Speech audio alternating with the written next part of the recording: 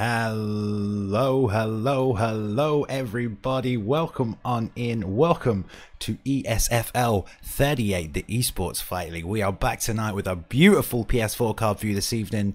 Welcome, guys. I hope you're ready to watch some fights, kick back. No UFC this weekend either, so we're here, of course, on the Sunday night, bringing it for you, keeping the MMA action coming with Esports MMA, second only to the real thing. Or maybe it's better. On some nights it is. I'm joined tonight, so enthusiastic to have him back in the booth with me as well. We ain't shared a booth in a while. Mr. Armor Boxer, how you doing this evening, buddy?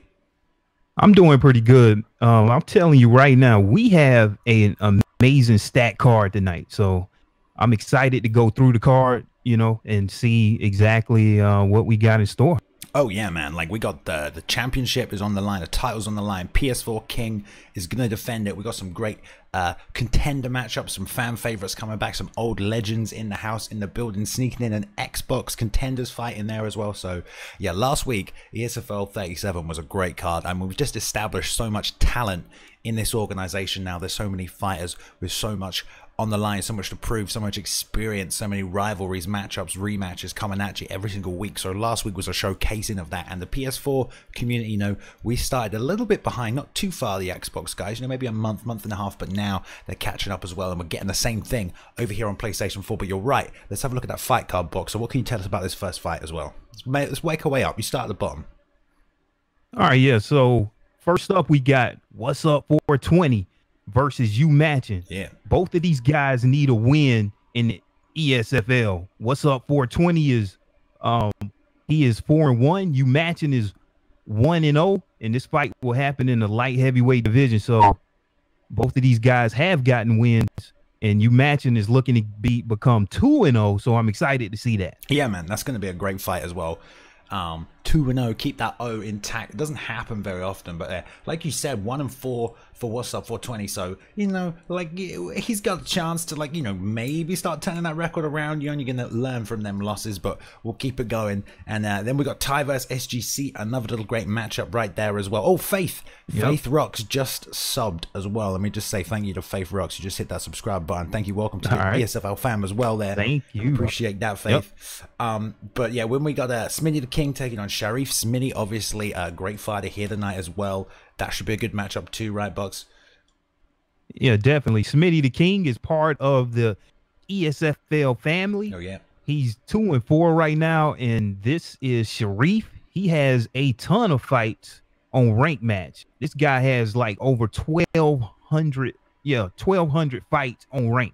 So we're looking forward to seeing him come out and actually get his first win in the ESFL. Yeah, I just want to say really quickly, Dr. Combalicious as well. Thank you for subscribing. Welcome to the ESFL family. Thank you for showing us love, giving us some support over here. We keep those fights coming to you. So yeah, that's a great fight after that as well. Then XG Team, Dr. Wheezy, as we said, we didn't have to say this one. Oh, Dr. Wheezy, I believe was right. Oh, Dr. Wheezy. Dr. Wheezy. We'll see how we'll get on with that one. That'll be a great little matchup there. Then we're pushing up to well, to the top of the undercard, really. We've got Girl Gone Mad coming back in here, taking on Ty. What a fight that will be.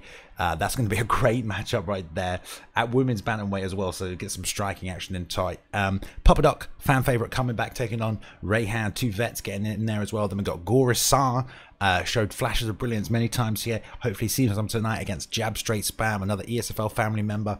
It's going to be a hard, tough, competitive fight there this evening. Then Unibot taking on a Bathing Ash. Oh my goodness, Boxer, what about that fight? Yeah, let me say something about this. We know who Unibot is. He's 10-3. A Bathing Ash has yet to lose in the ESFL. This will be a fight happening at the welterweight division, so this is a huge fight for a Bathing Ash, looking to actually become the #1 contender if he wins this match. Yeah, absolutely insane. I mean, to be undefeated at this stage, with the amount of fights he's had, it's going to be, I don't know, we'll see if he can. I mean, Unibot is a Unibot, man. Yeah, definitely. So, then we got Cody Dank and the Spider fighting tonight. I mean, that's a great fight right there. That's an Xbox matchup. We'll jump over to that one, because we're throwing in some of these Xbox fights here and there where we can fill out the cards, give you a little preview of next week as well. That'll be almost a #1 contenders fight right there between those two as well. So that's going to be fantastic. And then Swiss taking on Drizzo. My goodness, man, the co-main event of the evening, Boxer. What do you think of that one? Yeah, Drizzo 7-1. He has one of the most impressive records here in the ESFL versus Swiss Lebix, who has that forward moving pressure. And Drizzo is one of those smart counter fighters. And I cannot wait to see this. This is a match that both of these guys are in the top 100. In this co-main event, the winner will get a title shot. Yeah, it is a title eliminator tonight to take on the winner of Pre-United taking on Top Man Stan. I mean, that's a great, Pre-United is the current champ, reigning, doing a great job, very well rounded, got up. They did a fantastic job in his last fight as well. And Top Man Stan, you know what he wants to do? He wants to take it to the ground, he wants to grapple, but we'll talk more about that fight as we get closer to it and the rest of these fights as we move up the card. For now, guys, the first fight of the night is ready. Let's not waste any more time. Let's jump straight in and let's get it going. All right, cool. What's up 420 versus you matching? These guys right here definitely need a win. What's up 420 is 4-1. You matching is 1-0.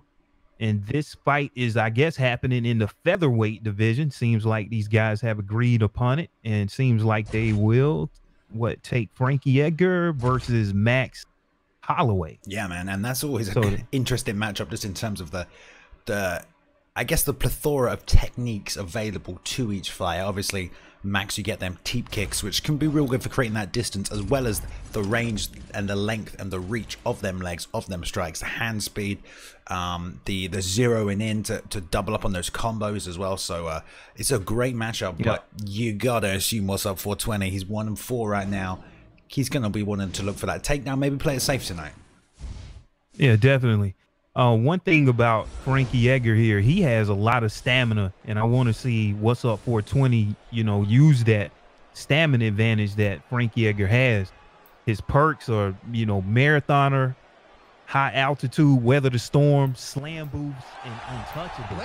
So he'll be fighting Max Holloway, which is more of a stand-up character in this game. And so whenever he gets like some of his counter puncher, he has a counter puncher of level 2, Max Holloway. So anytime you evade strikes, you're going to get a nice little boost in those strikes coming back. So I'm gonna be looking forward to seeing how this classic grappler versus striker match pans out. Yeah, it's always a good way to kick off any ESFL event, obviously. ESFL 38 here tonight, guys. If you've been here since ESFL 1, Esports Fight League #1, I've been here since #1 as well. There's a few other people in chat, some members of the team as well. Then number 38 right now, so it's still good to see some of these classic matchups. Remember when the first days it was all striking, then we saw a little bit of grappling, then we had some grappling specialists come in, then it was more well-rounded, but to get a little classic striker versus grappling match at the start of tonight should be good. We'll see, man. I like to strike with Frankie, get right in nice and tight. We've got that hand speed, that footwork to get in on those elevations, but we'll see how it goes tonight. First fight of the night. What's up, 420 taking on showing respect. You match it, and that's what we want to see, man. We want to see some glove touching, don't we? Definitely showing respect and touching gloves. So it seems like they're coming out just feeling each other out right now. Both just stood right in the pocket, traded 3 beautiful hooks from just a solid stance position there by what's up 420, not even trying to move it. You matching, no head movement, no blocking, just stood there, took him, letting it come down, and there's a step in with that straight right there, trying to beat them leg kicks to the punch right there. And that's a problem, if you've got them legs, you've got that range, it's no good if you can't make that distance box of it, because you try and throw those kicks, you get beat by that jab or that straight right stepping in every time, but they're both just walking into range right here. Definitely, you have to watch out whenever you're throwing those leg kicks out in close in range, then you can take some damage up top, so you have to be careful about that. I'm just laughing because these guys are just standing and planting and swinging at each other. Right, the uppercuts coming right down the middle, coming back with that right hand over the side as you mentioned. And we see here what's up 420 trying to lead with that straight or double up that jab, lead left hook, trying to catch him, come through there, and then follow up with that straight right, that rear uppercut pumping through there as well. A bit of Andrei Arlovsky style straight right rear uppercut. And Machin's not trying to create this distance here, using that good L1 pull counter, trying to create that extra space, make some distance after that 1-2, but he could just serve to roll underneath it, keep him in range for that counter strike, but there, whiffs on the leg kick to set up the turning side kick, but stuffs on the single leg high crotch.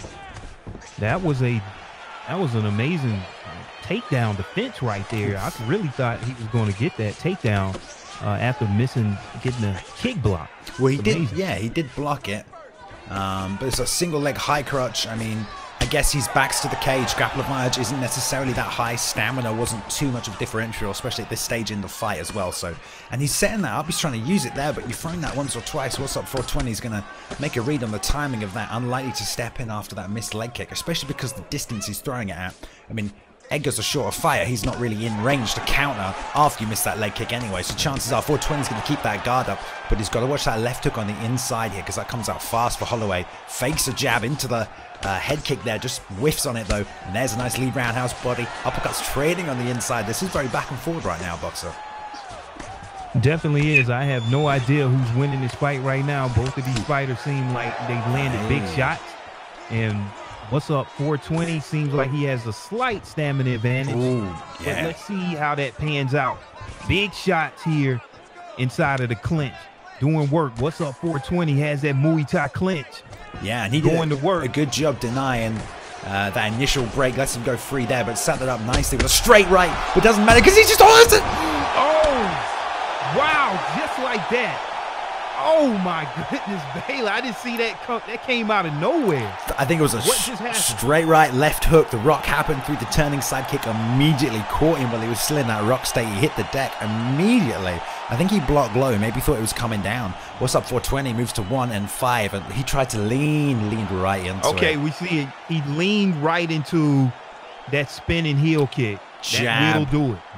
Boosh. Beautiful job. Doesn't even follow through on the rotation. Bends back round the side. I believe it was a straight right left hook that set it up. And then just jabs for the rangefinder. Bam. Off the turn. And that's... But be careful leaning when you rock, man. Yeah. I mean, even though that was just a minor sway, it still was... It did enough damage to knock him out. Like, I feel now you really have to be careful about moving your head. Me personally, I only move my head when absolutely necessary because just one strike like that would just out of nowhere just end it. So you got to be careful about moving your head. But that was an amazing fight by both of those fighters. You matching going to 2-0 in the ESFL, and that is not easy. That is not easy, and I'm sure he's very, very happy with that for his second fight as well. And a great little knockout first round as well over a bit of a vet here too. Granted, he was 1 and 4, but he was looking good in that fight, man. You know, that's a case of you zig, you should have zag, you get caught with a turning side kick, a wheel kick, whatever you want to call it, and you go down there. But yeah, definitely, just straight slips are not really something you want to be utilizing from a stationary position.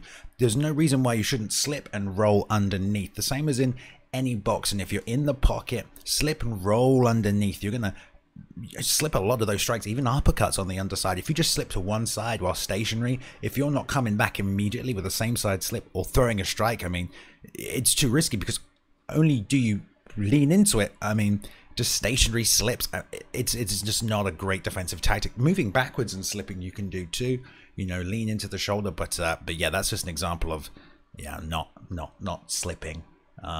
Yeah, and I'm pretty sure what's up 420. We'll see him back. You know, he goes to 1 and 5, and he'll look at this fight and see what he did wrong, and we'll see him back in the ESFL. Good job by both of those fighters. For sure, man, for sure. And good little fight to get us started here tonight, and we're right ready for the next one too. We're going to move straight on. We'll move to the heavyweights right now, guys. We've got SGC taking on Thai 101. All right, you got the so this fight. Yeah, go ahead. No, baby. man, I was going to ask you. You took it away. I didn't need to say anything. You carry on. Yeah, so a heavyweight fight, you can't blink here. And one thing about both of these fighters, they have not yet to get a win in the ESFL. Ty is 0-2. SGC is 0-1. So these guys got matched up against each other, and they're going to be hungry for a win. And I'm excited to see one of these fighters finally get a win in the ESFL because they've yet to grace that win column. So it's going to be exciting to see who gets this. Yeah, I mean, that is one thing you can count on in a fight like this. Somebody is going to get a win. So unless it's a draw, which definitely. I don't think is going to happen, but you know, someone's going to get a win. So and probably a first round one too. But we see this matchup a lot. We see DC versus a JDS a lot. A lot of the time, it's generally the DC coming forward with that pressure, JDS stationary, flooring that rear uppercut. I say it all the time. It's that rear uppercut of JDS. When you stand still, when you throw it, it does a lot of damage. If you land any kind of a punch before it, if it's a left hook, if it's a jab even, you can get a health event, a rock state pretty much instantaneously. And these guys have fought before. SGC's got 4 wins. Ty on 2, so he has got 2 wins over him here, but we'll see if that plays into it tonight. We are on the ESFL, guys. You know, this is live. You guys are watching. They know people are watching. These guys don't have a lot of experience here performing in front of these people. They know it's all on the line. You get 1 fight per week, and that's it. You've got to perform. You've got to show up. So let's see it. SGC taking on Ty. Here we go. Round 1. All right. There's an uppercut. This is one of my favorite matchups also between DC and JDS. This is always a fun matchup just for the sheer fact you got. You cannot take any shots from JDS. If you have Daniel Cormier, you need to try to get this fight to the ground, and that's what we're seeing here by SJC. Both of these guys that came out and did exactly what they're supposed to do, and now we're seeing SJC on top, and let's see if he can hold his position, because as you can see, if the fight goes to the feet, it's a quick match for JDS. And the same thing with Daniel Cormier. If he's on the ground, it could be a quick fight. I'm surprised he's going for a submission here, baby. Yeah, man, and JDS just slipping out there on the 3rd gate stage right there. And just out of the side there. Wow. I know, it was pretty damn close as well. Went straight for that back flat. Wow. And then we got the reversal on top bit. I don't know if we're slightly out of sync on this one, Boxer, but we'll try our best here. But it's all right. Just like you said, man, those uppercuts from Ty came out immediately. And SGG didn't even move his feet, man. He just stood there and took him until his block went flashing, and then he shot that double leg, got it, took that side control position straight to the back and sucked that choke in. Unable to finish it, though, so we'll see now. And we have a slight pause in the action, which hopefully will clear itself up right here.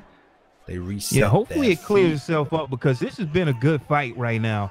SJC, I want to see him get a little bit more sophisticated with his takedown attempts. He's just kind of winging the takedown attempts out there, but he's getting them though. But he needs to keep this position against Ty right now.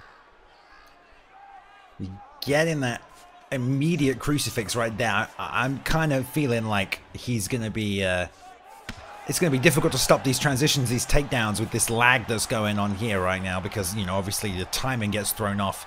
You can't always stop what's happening. So SGC taking advantage of what they're both experiencing right here, shooting that takedown and then taking that crucifix position. But this is good work. This is good work right here by Ty, who's got his full guard back, does a little sweep, sets it up. His back standing up right now, reset, back on the feet. Ty knows he's got 140. He's already watched him once. He's coming forward with that jab. Needs to plant for the uppercut and just wings on it there. 2 hooks landing nice and tight. And there's a rear uppercut right there by SGG. Rocks him, and now Ty's on the back foot. SGG coming forward, trying to get that overhand involved. And Ty going to have to try and sit up and plant again. But he whiffs on his own one too. SGC doing work on the feet and on the ground. Oh, he did the unstoppable takedown. We never see that animation. You have to be accurate, pinpoint to land that animation. That was amazing. Yeah, beautiful job just powering through on that double leg right there. And then he's back in this position. SGC, that's what he wants. Back on top, going to ride nice and high. And he's got 30 seconds left. He can probably end the round out here. Ty going for that full guard sweep, though, from the bottom. And he's going to get it. Going to probably sit in this guard here. But both guys still going for transitions. Immediate sweep return right there by SGC, who's going to end this round out on top right here. And we're going to do a quick refresh on our broadcast right here. Just see if we can link up. So let's both do a refresh here, Boxer. Just while the round's in. And that way, let's get this commentary back together for these people that are watching tonight, because they don't want to hear us apart from each other. Hopefully this is okay for you now. We are on the other side of the world, but we should be okay. Yeah, it's a little bit. All right. Just getting out of commercial. So I'm on 51, 50, 49 on the clock right there. Okay. Hopefully we should be okay. But it's back on the feet, man. I mean, that's a real tightly contested round. We had 3 takedowns, I think, by SGC in the end there, and he's just shot that double leg straight into guard here again. A great job by Ty reading the transitional fake there. Goes fake left and tries to pass right. Ty getting the block off. Not easy to do. He's going to look to try and set that full guard sweep up again. He was successful with it, but if you take a look at the top of the screen, all that grapple advantage is right here with SGG, but it doesn't matter. Ty's back on his feet right here. And what do you want to see from Ty here, Boxer Man? Oh God, he got it again. He shot that takedown again. So good on the timing on that. Yeah, take it away, Balin. I'm still a little bit behind you guys. Wow. Okay, no worries. But you want to tell me, you know, maybe what Ty needs to do to stop these takedowns? Maybe patience is probably the best thing in this situation. Yeah, definitely. You know, I mean, Ty really just has to not just focus on offense right here and focus a little bit on defense. You know, and I think that's the only thing that he has to do to stop some of these takedowns, because he has JDS. If he can stay on his feet, he definitely has the advantage. Yeah, he does indeed, but you're seeing SDG just riding Ty right now, rolling round to the back with that transition here.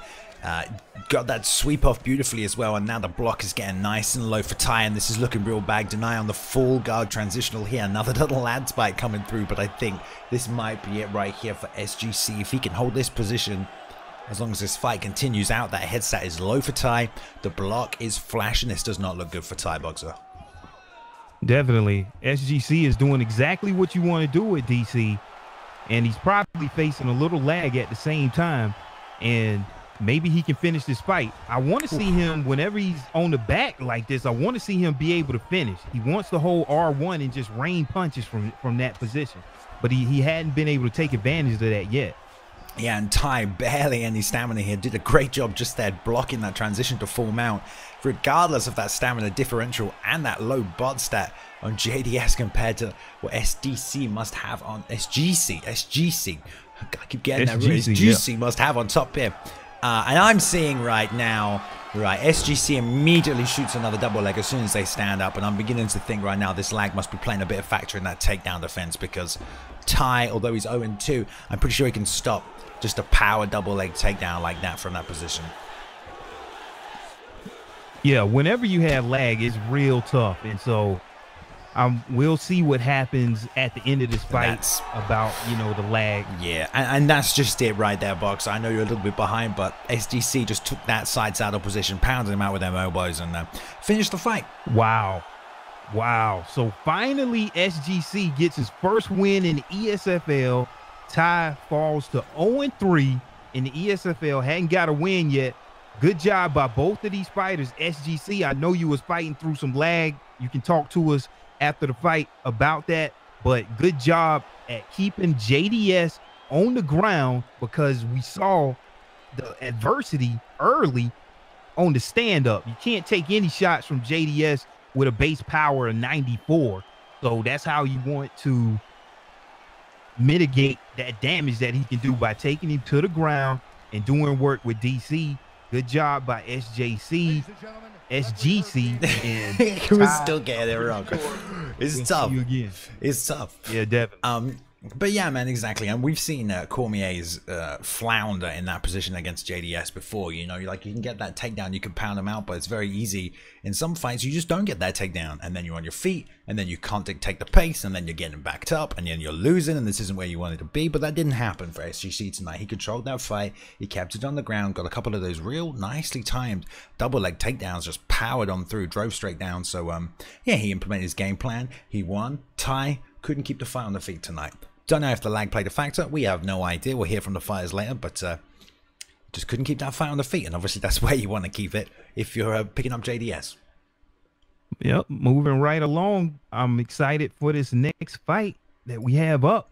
Smitty the King versus Sharif. Yeah, and this will be a good one indeed, for sure. These are two great fighters. I know Smitty is a long-time ESFL competitor right here, and he's going to always up for a fight, always looking for another chance to test himself right here. But I don't know if you've got these guys' records at all here. Yeah, definitely.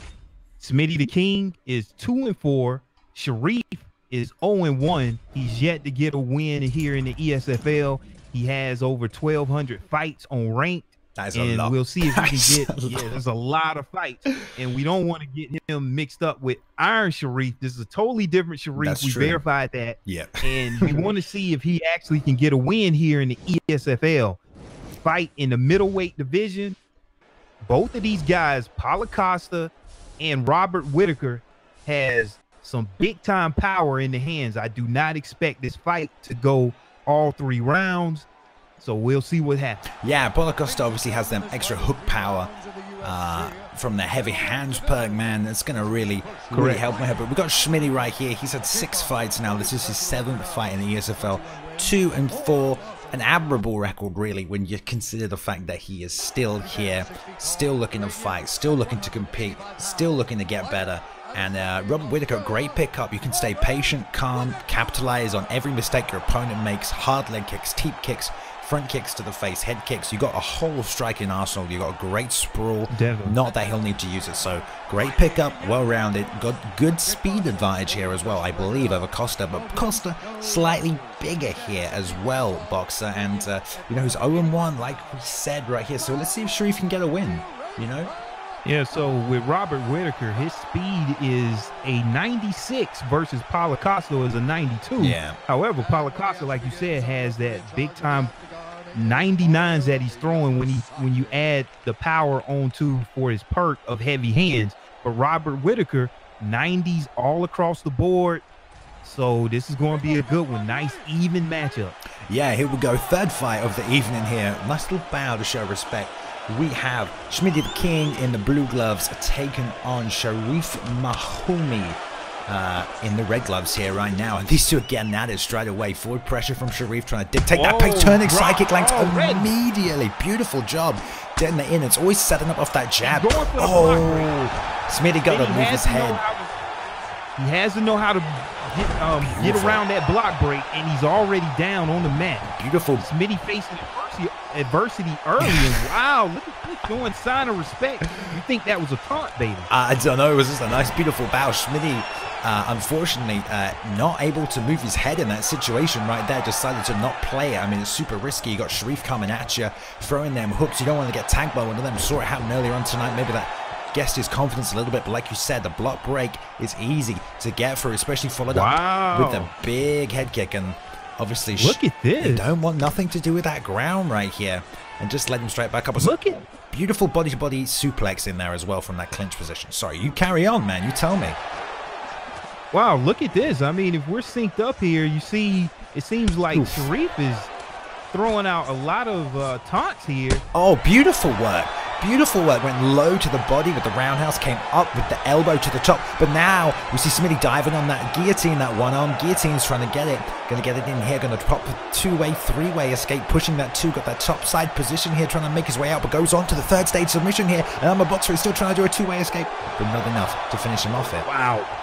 But look where it leads him. It leaves him still right there on top mount. So let's see if he can take advantage of this position right now, because he's still down on these scorecards, so he needs to do a lot of damage when he's on top. Yeah, and we'll see if Schmitty gets up and he says, nah, I'm not standing up right now. We want to stay on the ground. Schmitty, great job blocking that as well. And he's going to start working the body, holding this full guard position. But no, nice little side get out set there. And Sharif had the stamina to just posture on out of there. But I saw some beautiful technique from him. Gets the overhand in there. Real good shot selection by Sharif, going high and low of elevation. But Schmitty says, nah, staying in tight. Beautiful job of that left hook there, boxer, as well. Big shot. So Schmitty able to get a rock back of his own. And he is really showing how to work through adversity here. I'm liking what I'm seeing so far from Schmitty. But he has to be able to protect that head. He's leaving that head wide open. But look at the stamina right now on Sharif. He's blowing his stamina all the way out. He's doing a real good job getting these takedowns from the cage. Another body-to-body suplex as well there. But Sharif, man, he's doing such a good job mixing up the timing of these combos, throwing those head kicks nice and hard. Schmitty under a relentless assault here. One more elbow that could have been it, and Schmitty's got to defend himself, man. There's no time wasting with Sharif. He's coming hard and fast. Everything he's throwing is to kill, to take Schmitty's head off. And this is a much faster-paced fight than Schmitty might have intended. Yeah, wow. So what I'm seeing right now is Sharif has an extreme advantage on the stand-up. And what he's doing is pushing Schmitty back up against the cage and landing these takedowns. Kick as well. However, Schmitty is he's able to defend that cage takedown if he could go back for those submissions again. He did it one time. I want to see him utilize that again. And he definitely has to realize Sharif is going for that block break. He's throwing those jabs and he's getting that block break and ending with that head kick. So maybe Smitty wants to look if he can duck that head kick coming out. Showing a sign of respect here. Always off that 1-2 as well. It's always off that 1-2. But in tight mid, Sharif is just coming forward like this. Smitty's got to be careful. His head health is low in there. Eats that uppercut. That is real bad and nasty. Barely had any time to introduce a star this round, guys. And Smitty's got to get out of here. Got to retain guard. Gets it there. Controls the posture. Back on his feet, and he needs to get off this cage. He needs to find a way to move his head to stay away from that low block that's coming through, trying to counter with that straight, but it eats the overhand. It's going to beat that jab. You're right, Balin. That overhand is going to beat that jab. So once you recognize that, you cannot throw that jab out there. Hold on to that block and let your opponent throw out. That's what I'm seeing right now. Is that Smitty's hole in his game right now. He's letting that overhand beat him. Yeah, he needs to find a way to roll underneath it. This is back. Lovely hip him up right here off the cage with the arm trap. We do not see this. Oh, gets wow, dude, I've never seen that. Wow. Oh, Smitty, son, you gotta get out of this. You gotta fake. Both of these guys have to watch the stamina here. Sharif on top, looking to land some big elbows. Beautiful job on these arm traps from Smitty, man. You can tell he's a vet. Like, he's got good timing on these. He's showing some good stuff on the ground. Got some nice reversals off earlier. Things like that guillotine takedown defense. But on the feet, man, he's getting tagged with these big shots. And like you said, he's trying to beat him to the punch with that straight interrupt, which can work at the backside. Set out from Costa hitting that switch. And now he says, get up here. Sharif back on the feet. And Smitty, man, Sharif's been coming for the kill all fight. Smitty needs to know that. He needs to recognize that. He's got to slip under. It doesn't help this is southpaw. Oh, wow. Oh, beautiful. Yeah. Smart. Beautifully smart, man. What we saw was a fighter moving forward, and you go for that double leg for that grapple advantage. However, he was not able to keep his position. Yeah, I guess that single leg sit out right there and grabs it, takes him down. 3, 4, 5 feints. He's going to go for the get up, I'm sure, because that's what he wants. There it is. And Smitty's going to get up and deal with it. But I think the problem as well, Smitty might be dealing with, they've got a Sharif fighting southpaw right here, which means, you know, any kind of head movement that you might normally employ just to guillotine. Oh, he's sitting up for it again here, and he got close with it, got to third stage last time he set it up. We're now seeing a 2 or 3-way escape this time, which is a lot easier for Sharif to just push on out of there. But yeah, I think that southpaw is giving Smitty trouble right here. I think it's that southpaw, that left hand's coming in, it's coming over the top of that straight right that Smitty's been trying to counter with, and any head movement you would roll to or would slip off to the side, obviously you got to go the other way because it is southpaw. You're right, yeah. Whenever you go and fight in southpaw, you got to think in reverse for your defense there. Right about that. Both of these fighters back up to their feet, and I see Sharif kind of playing around, you know, still trying to find it. Feeling real comfortable. It's 10 seconds left, man. He's going to get some head health recovery here. And the defense. Okay, that's better. All right, end of the round here. So close to being over. It's a close fight. I definitely have Sharif up right now. He seems real comfortable in there. I see him playing around, switching his stance back and forth. Yeah. You know, he's playing with the taunt. So let's see if Smitty can come out and put a stop to all of this playing that Sharif is doing in the octagon right now. Yeah, this is the third and final round of a crazy fight right here, guys. Third fight of the night there. Times it. Beautiful job. Doesn't get it somehow, but the stamina's really low. Doesn't get hit in the face though either, you know. Right. But it's let's look at how going for the ankle pick now. This hurts. Whenever that ankle pick gets denied, it takes a lot of stamina. And you got to be careful. I really don't like how Smitty. Beautiful job after the leg kick. Smitty doing what he knows is going to work for him right now. He wants that sub, man. Smitty, he's got a little deny. He might try to sink that rear naked in. Beautiful. Yeah, let's see if he takes advantage. Veteran work by Smitty right here, staying in this fight, and a great job getting that takedown. Knows where the fight he can be won here. Want no more of that top game, but a beautiful reversal as he tries to sit out to side control right there. Sharif on top, low stamina. He knows he's got to go up if he wants to sit out. Great job on the arm drag, and now sitting out to that backside as well. Going to put those hooks in, but denied. Man, and stopped again on the reversal. All right, here we go. Smitty on top. Let's see if he can take advantage. you never know how the judges are going to score this fight. And so with Sharif, you got to be careful about not taking your opponent out if you can, because you never know what happened. But big takedown there, and he gets right back up to the feet. Looks like Sharif is ready. You know, man, he wants to keep this thing standing. And that did a lot of damage to his head health. We see Sharif back in that orthodox stance here. Going back to that southpaw, that left hand's been giving him trouble. Oh, he knows it's 1 strike and 2, and he's doing a much better job of being patient now, Boxer. He's not trying to beat him to the punch, although he did throw that lead leg kick a bit haphazardly. Look at him throwing this straight right. This is what's going to get him caught. I'm just so nervous for Smitty right now. I see that left high kick coming straight up the middle. Inside leg kick this time, nice and low, and this is real bad now because the stamina's down, and here comes that single leg into the high cross. Oh, side saddle, this is bad. Smitty, I mean, not Smitty, this is Sharif on top right here. Now Smitty with the reversal, he's on top. 1 minute and 28 seconds to go. Nice in and the nice. Third and final round. Ooh, just working big that shot. Body. Nice elbow too. Big shot. Oh, and he was waiting for that one head strike to get that get up there, push down on the hips. Both fighters knackered right now. Slightly more stamina for Sharif, and this is where that straight right is coming in handy. Shoots a double denied. Yeah. And here comes the jab turning side kick, but no, tries to get him to the cage. He got that takedown a few times in the fight. He's going to get that one though, surely. Here's the belly to body. Beautiful belly to belly suplex again. Big takedown. Oh, guillotine stuff. And look last 30 seconds. I feel like Schmitty's fought half this fight with low. Oh, 1-2, all it took. Half this fight with that health that's so low right there. He wants to get that slam takedown. Oh, yeah, there it is. Get that. Yeah, there it is. He got it.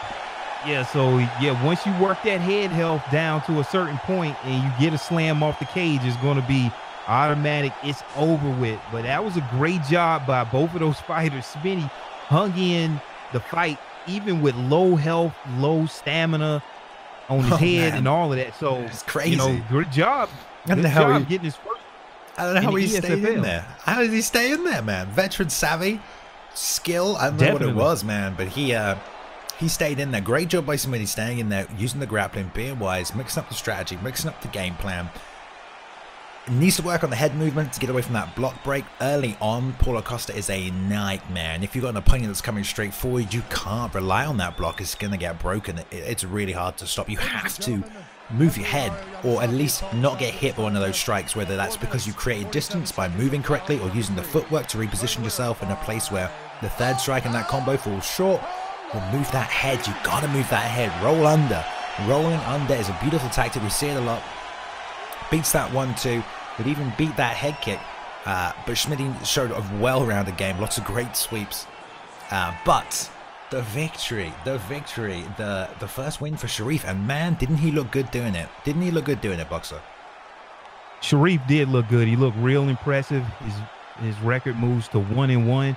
And he will definitely be stepping up in some competition moving forward. Smitty King falls to 2-5, and I'm pretty sure we'll see him back in the ESFL. He's fought in a very tough competitor in Sharif, and I can't wait to see both of these guys back in the octagon. Smitty has a nice tape to look back and see exactly what he did wrong, because he definitely can get a lot better at moving the head, understanding how to beat that block break when somebody's coming forward trying to break your block. And I'm pretty sure he'll be back in the ESFLs to come. Great job by both of those fighters.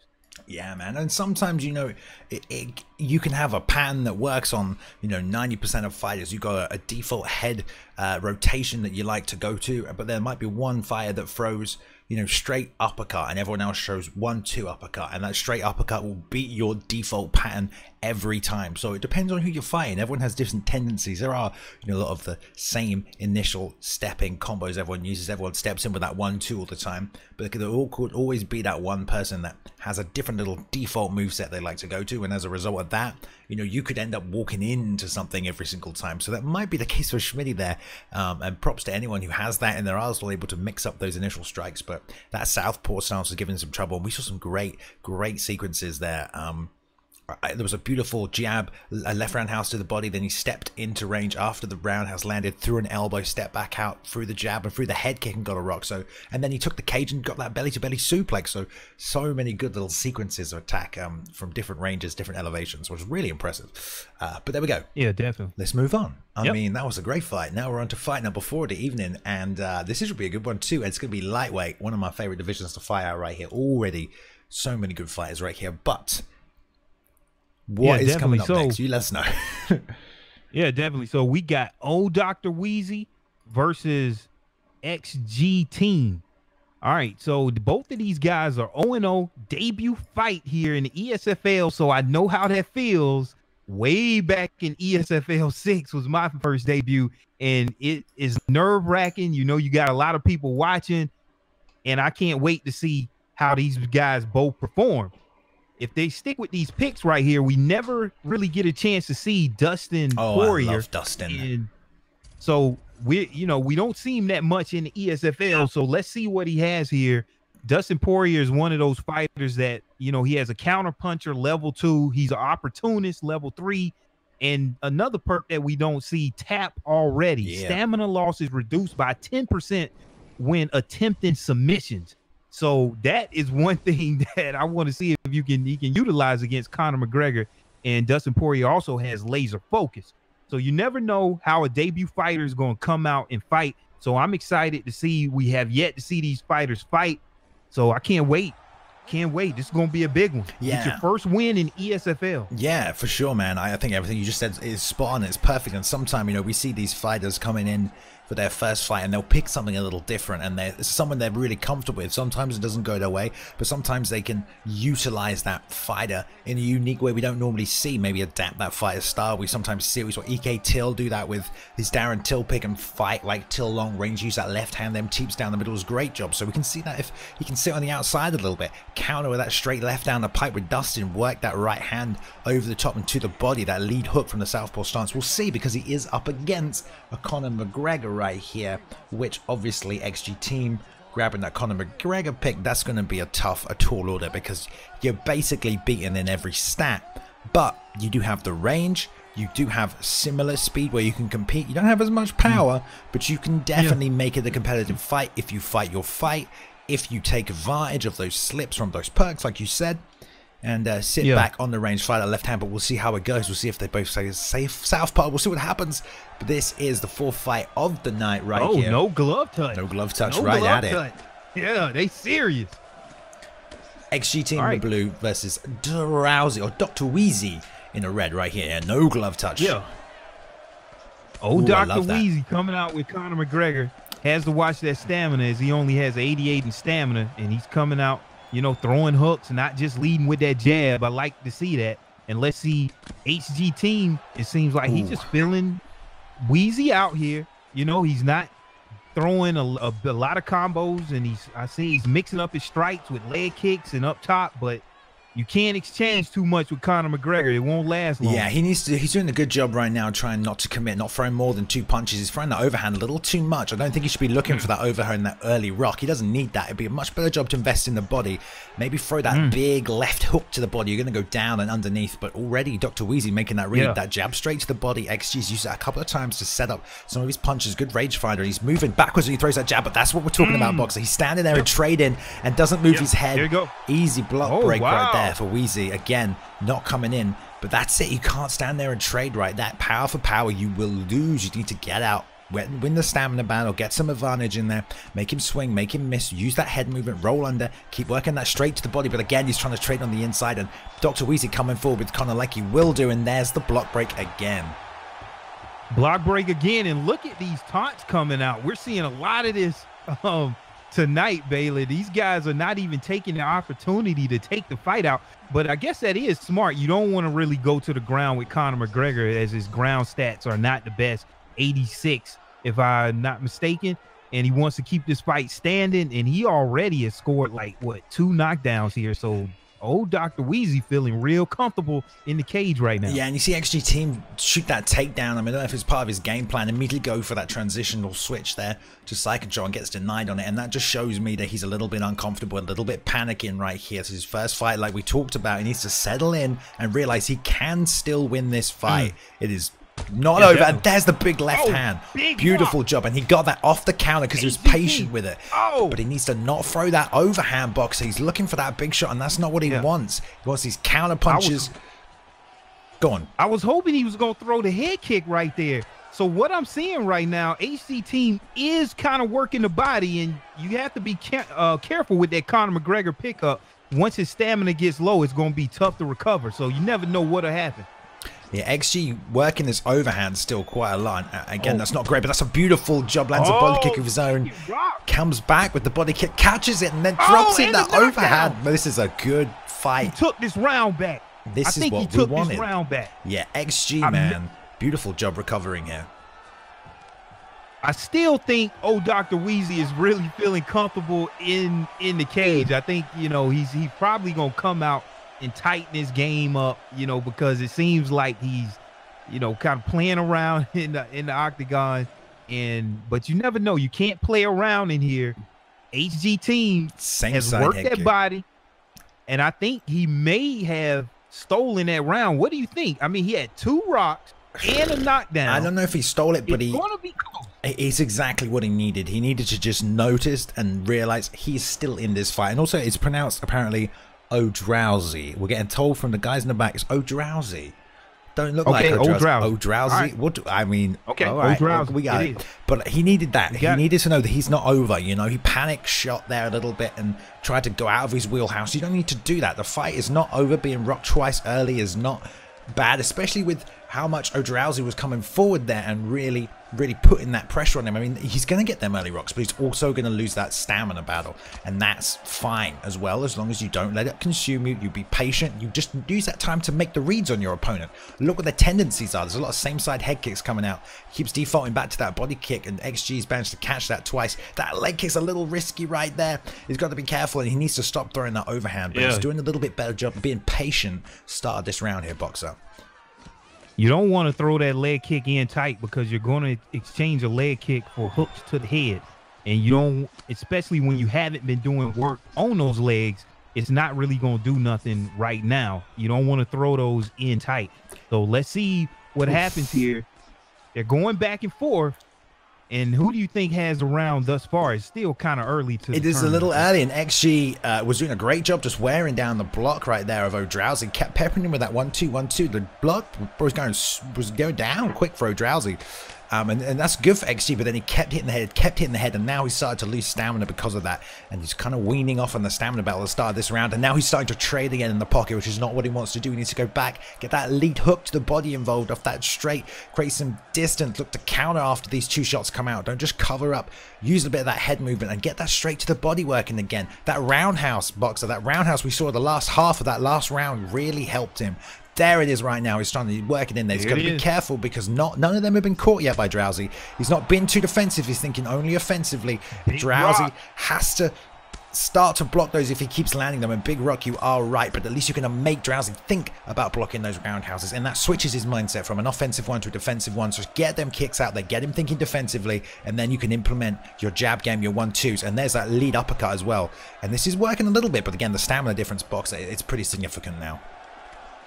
Definitely. I think it's coming into play now, the advantage by Drowsy. He's definitely working the body. He has a rock here, and you don't want to sit in that pocket and just exchange with Conor McGregor because he has fluidity level 2, which gives you a speed boost by +2 for all existing combinations. But look at this rock here. HG Team is able to still get rocks and knockdowns in the first round against Conor McGregor, but look at this, Billy, going back and forth, just rocking each other. Yeah, that beautiful rear uppercut, and he just kind of threw that overhand in there, did XG after that rock, trying to get him down.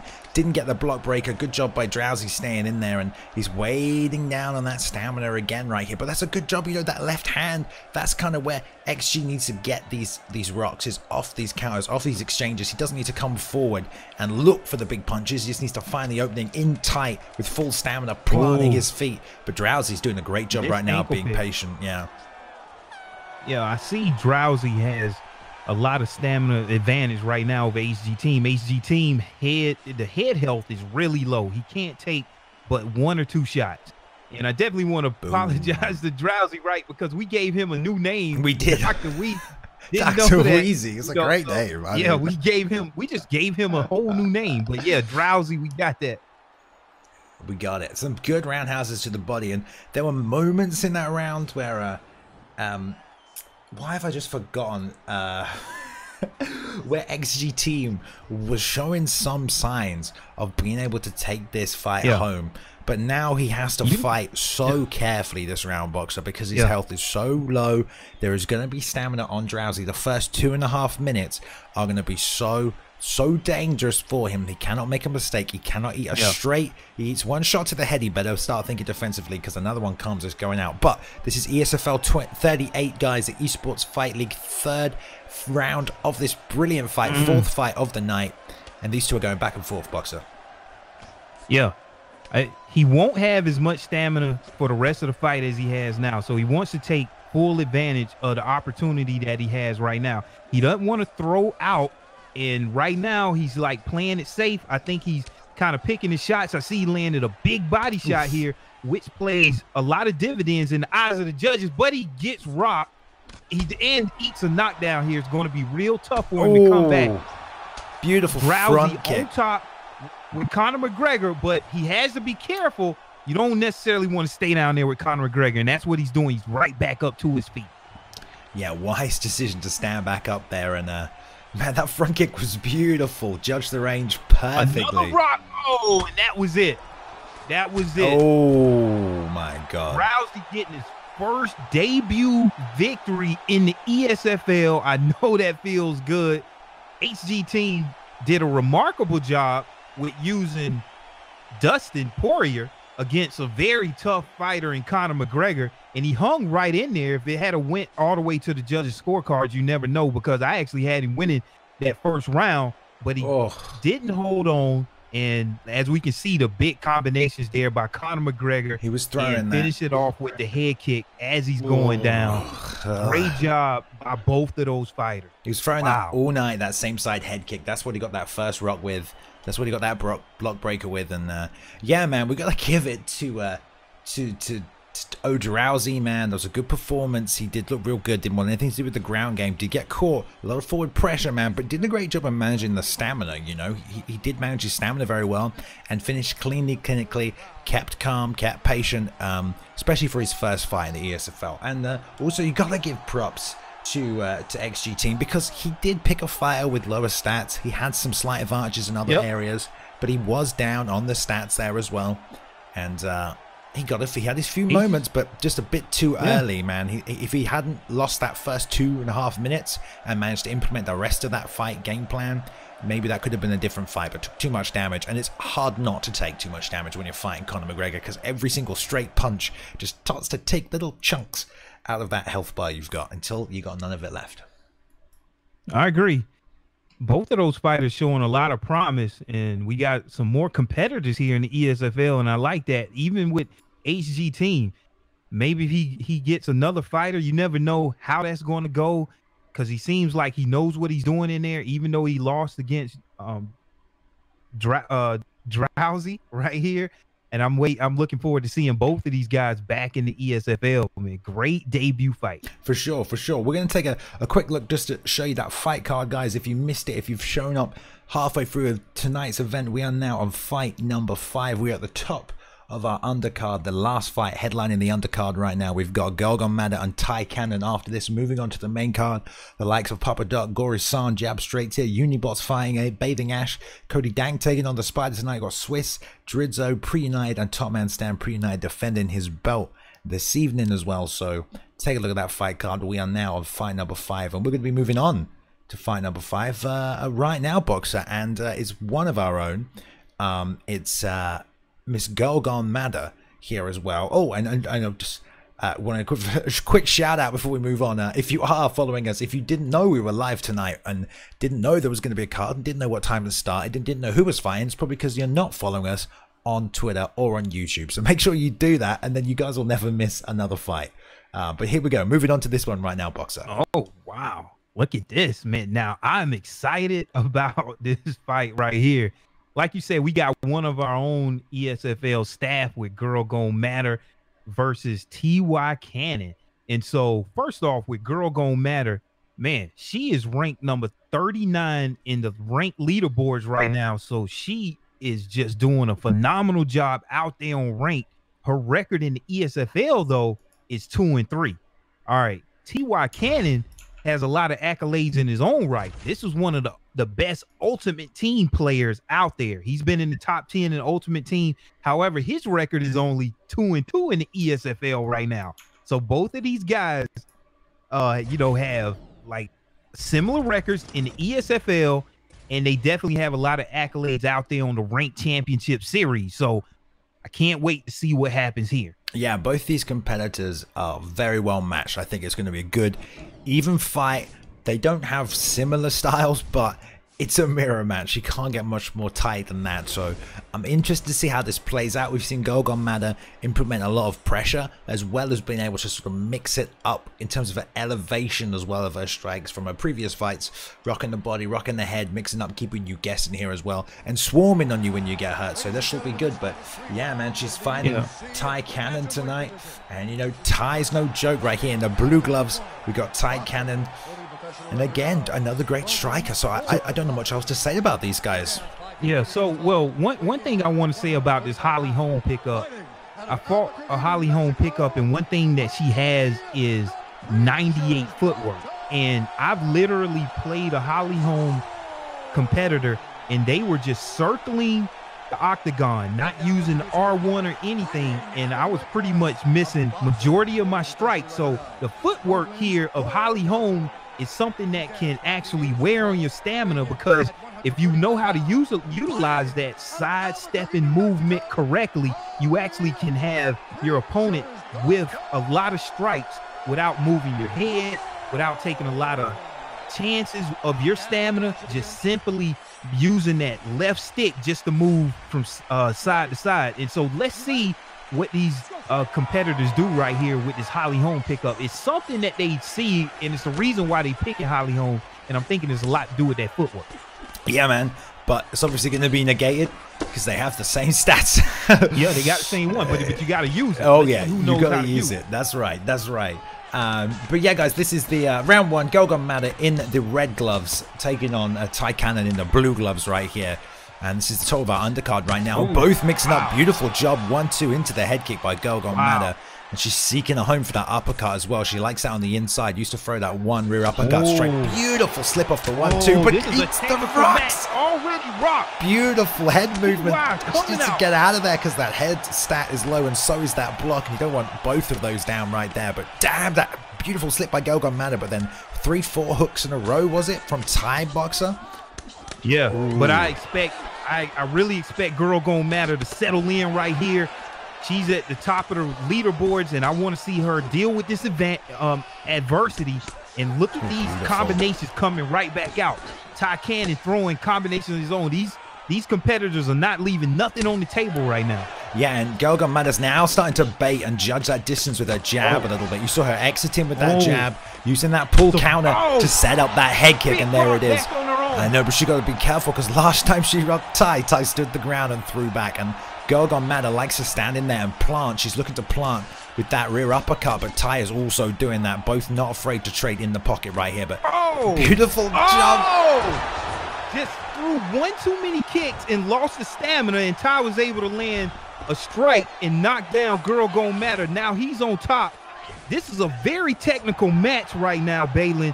One of the best fights yet of the evening. Let's see if TY can keep this top position and do some damage A minute 48 seconds left in the first round, and this has been a very fast action, high-paced fight. Yeah, good job by Gogo Mada here on the ground, just settling in, blocking some transitions, trying to wait out, get some head health back, just recover a little bit, take a time, and then sitting out to the backside with that arm drag. Great job controlling the hip there. Yeah, she was stepping in with that lead hook kick and then trying to set up that side kick to the body off it, which is a beautiful little technique. I hadn't even seen that. That's like a kick combination. Yeah, I think we saw Spider throw it actually. The last ESFL, I noticed it then, which was pretty good. And now she's trying to set up that question mark kick off that 1-2, which is beautiful and great. Not many people have that off that 1-2. And Gogo Mada landed some good roundhouses. There it is again. But she needs to stop going for that. Yeah, she needs to stop going for that right now. Yeah. Maybe try and throw it in the next round. Let's not get too predictable with it. Let's give some other options right here. We're seeing so much planting though from Ty. Ty just wants to play this like a straight boxing fight. Ty wants to stand that ground, and he's throwing these combos so fast, boxer. He's preloading these for sure. He's preloading these combos right now. Yeah, big shot. Both of these competitors have amazing combinations, and I'm seeing a real technical match, and their stamina is pretty equal right now. And I want to see what they come out and do in the second round. I have no idea who won that round. Maybe I get the advantage slightly to Ty. Maybe. I'm not sure. It's going to be a tough one. You never know how it's going to play out in the eyes of the judges. But a very technical match right here. I'm actually learning a lot. I want to see what both of these fighters do in round 2. I'm thinking that we're going to see a lot of the same, and let's see who can manage that stamina. I think that's who's going to end up winning this fight, because right now it seems like both of their stamina is equal right now. And let's see who can pull away and manage that stamina with some of those kicks to the body from Holly Holm. Yeah, definitely. I think obviously Ty's trying to plant and throw. Ty wants to stand still, throw, and Gogo Mada's the one walking into that range, and she either has to slip on the way in or bait a strike, slip, and then counter. If she throws in and tries to beat to the punch, sometimes she'll win, sometimes she won't, but she's walking into danger every time. What she is doing well are those body kicks.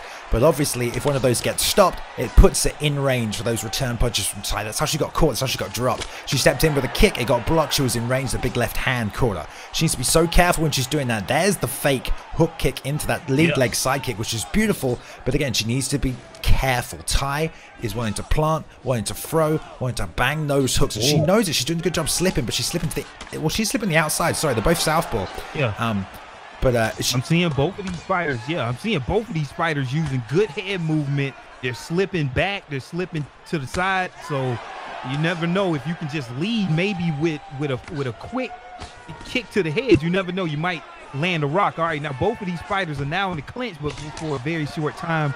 Just back to both of these fighters are moving their head before the combo. That might be something that they want to, kind of key on and anticipate. Yeah, and we've just seen Gogo Mada start to work that body here with that left hand, which is going to find a home, but Ty's been using a lot of that uppercut, but that's a big left hook, and that's Ty planting and throwing that big left hand off that jab, big left hook, and that's Gogo Mada stepping into that power danger range as well. And, Ty is very much planting defeat right here. Gogo Mada has to notice it, has to be careful. Stepping in with a slower combo like that one overhand or anything else is not going to necessarily beat Ty, because Ty's preloading those combos, guys. Ty is hitting these button inputs before they fired off. He's hitting 1-4 or jab that left hand, and it's coming out faster than anything else that Gogo Mada is stepping in with. I don't know if you have this bit of lag right here. Same thing. I'm seeing the same thing. Hopefully their connection will... It's only bad when it'll catch up. When we get disconnected from each other, then it's bad. I'm at 2:01 on the clock right now, though. Yeah, I'm at 2:01 in this pause. Okay, cool. Yeah. All right. Let's hopefully this fight comes back in, but we're exactly halfway through it right now, and you can look at the stats up there. Both head stats are pretty even. That body health though a little bit lower for Ty.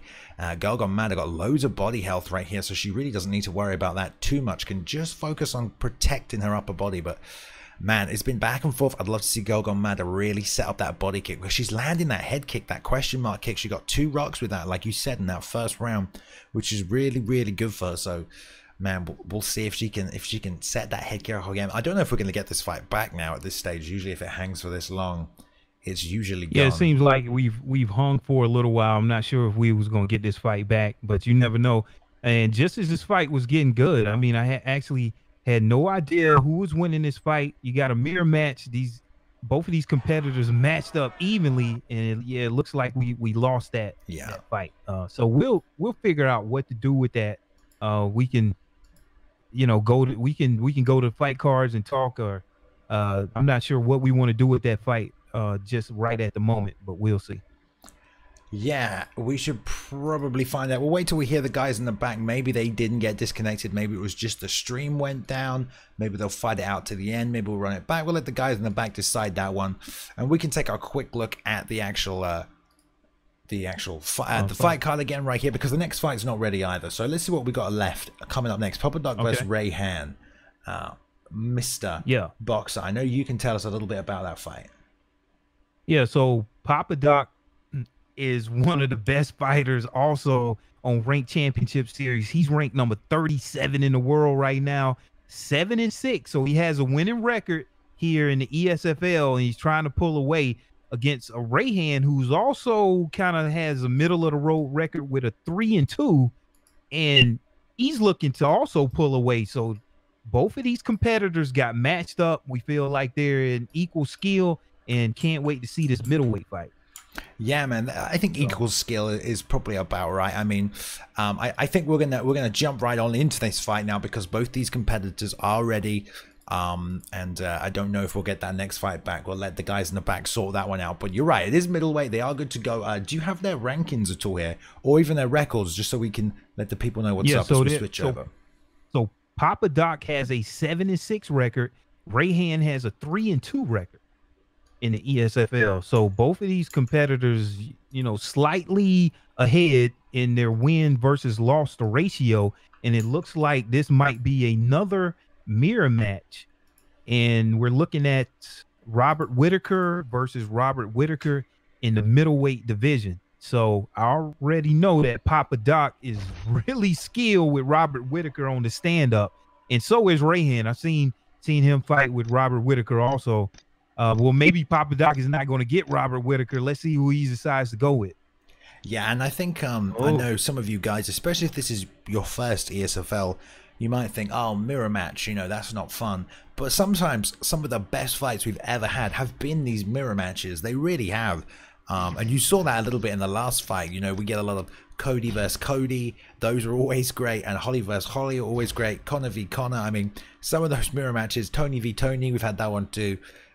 Those are always great fights. So we'll see if it mirror matches, but it doesn't look like it is now. I started this sentence. It became pointless by the end of it. Doesn't matter. We'll see so it seems like Papa Doc may be going for Yoel Romero, and he is. And Papa Doc, even though he's very talented on the feet, he's just as talented on the ground. And so one stat that I really love about Yoel Romero is his takedown. His takedowns are actually 95 takedowns. However, he has Wrestle Clinic level 5. So he's going to get a +5 for all double legs and single legs. So you're looking at almost a guaranteed takedown with 100 if you do a double leg or a single leg with Yoel Romero, fighting against Robert Whitaker, which is primarily a very tough stand-up opponent, and you have to watch out for his speed, his striking speed of 96 with Robert Whitaker. And this guy does not play around. Also, he also has heavy hands of +2 on top of his base power of 93. So you're looking at 95 pretty much whenever you're looking for Robert Whitaker throwing hooks. So it's a classic grappler versus striker. Papa Doc, very talented on the ground, and this is going to be a big test for Rayhan. So I want to see what happens here. It's going to be a very exciting fight. Yeah, it is, and I think we haven't seen Yoel Romero for a while. We used to see him quite often, especially in the early days when the game first came out. People really loved using that power. But you mentioned that takedown stat. Robert Whitaker's got one of the highest takedown defense stats in that middleweight division, and I believe he has negative reinforcement as well. Yeah, definitely. He has. So that if he does try and get those takedowns, it's not going to be easy. He will get punished harder if he can stop those takedowns. But here we go, guys. We're starting the main card right here. First fight of the main card. Papa Doc in the red gloves taking on Rayhan in the blue gloves. They touch him up. Let's go. Oh, going right immediately for that ankle pick. He's looking for that takedown, so he's showing his hand a little bit already, going for that takedown. And let's see if Rayhan can anticipate that. Yeah, he's trying to sneak it in there. And you can see Papa Doc's really planting his feet here, fighting a very defensive stance. Jabs, tries to get the pick again. But yeah, that takedown stat is high. So is that takedown defense stat. Yeah. Takedown defense from Rayhan is looking at 94 for his takedown defense. You know, so yeah, Robert Whitaker has some really good takedown defense. All right, big overhand there. And a knockdown already. Papa Doc, very talented on his feet. And might want to stay here. And he gets the belly-to-belly suplex as well. Man, beautiful job.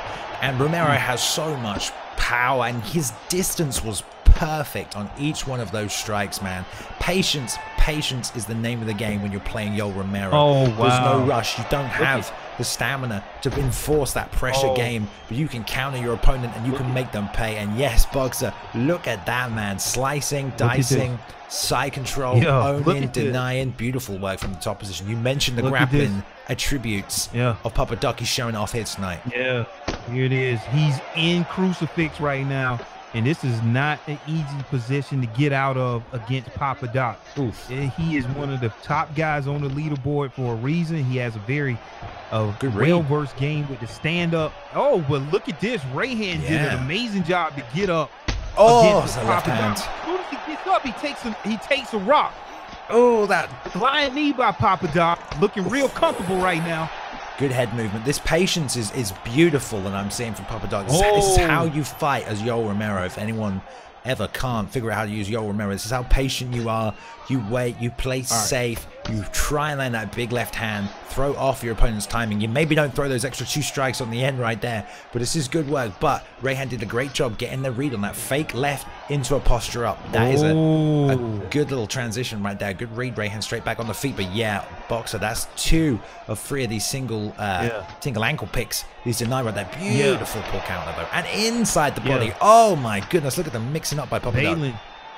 Yeah, this is dangerous right here, because what you just saw was a pre-deny takedown defense by Rayhan, and look at the stamina that you eat from that. But Papa Doc able to land, just as I'm talking about it, another rock. And it really doesn't matter at this point. That beautiful straight left. Knockdown. This timing, man, is beautiful by Papa Doc. He's just finding the home of Rayhan's face. And you saw how Papa Doc's been fighting very lackadaisically, very slow, very Yoel Romero-esque. As soon as he stepped into range, he went with a 2-3-2, quicker than you could think. Preloaded the combo, came off super fast, caught him with all 3 of those strikes, and that's what dropped him. And now he's back on top stat guard. Great position, getting some deny work in here as well to drop some stamina before the end of the round. What a round right there for Papa Doc. Yeah, definitely. I definitely get that round of Papa Doc. You know, he seems like he's in control here against Rayhan. I want to see Rayhan settle down and see if he can anticipate some of these combos by Papa Doc coming in, because it seems like he's doing a good job on that takedown defense. So if he can just tighten up his defense a little bit, you know, on this, you know, with the strikes to the head, you never know what can happen in round 2.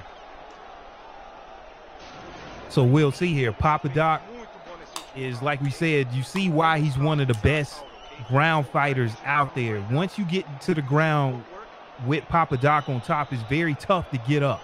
But if you have Robert Whitaker, you want to keep this fight standing and utilize some of that power that Robert Whitaker has. So let's see if Rayhan is able to do that. Yeah, man, and Papa Doc's doing a real good job of being patient, like we said in the round, finding the home for the left hand many times. So if you're Rayhan, man, you've got to start thinking about mixing your strategy up. You can't just keep coming forward, winging those punches, try and get your 1, 2, 3 going, or try and get your uppercuts going. You need to throw them teeps, throw some leg kicks, mix up your attack, throw the front kick, the beautiful front kick, the jab front kick to the face, whatever you've got. Just don't walk forward and be predictable, because that's what you were walking into, all them strikes. And again, we're seeing here, trying to step in and pump that 1-2, and it's going to get him caught if he's not careful. Big liver shot right there as well by Papa Doc. Yeah, big body shot by Papa Doc. That's going to pay dividends for him when you're looking at the stamina of Robert Whitaker. Now he goes again for another takedown, and what I see is going for a double leg when your opponent is moving forward, and that's a good job by the takedown, but even a better job by Rayhan to end up on top. Yeah. That's huge. Great job by Rayhan. But yeah, like we just talked about, Rayhan's walking forward, throwing the 1-2. He did that 5 or 6 times in this round, and on the 5th time, Papa Doc knew it was coming. He ducked under for the double leg. It was nice and easy for him because Rayhan needs to mix it up if he wants to win this fight. He can't just keep doing the same thing. But great job taking that top position, but a beautiful sweep off that momentum, gaining little side bump out with the full guard momentum swing into the half guard position on top. Fake slices through to the side saddle. Now this is real bad here. He's got to be patient, look for a good opportunity, time it with these block strikes right here. Shimmy off, gets the hip bump out.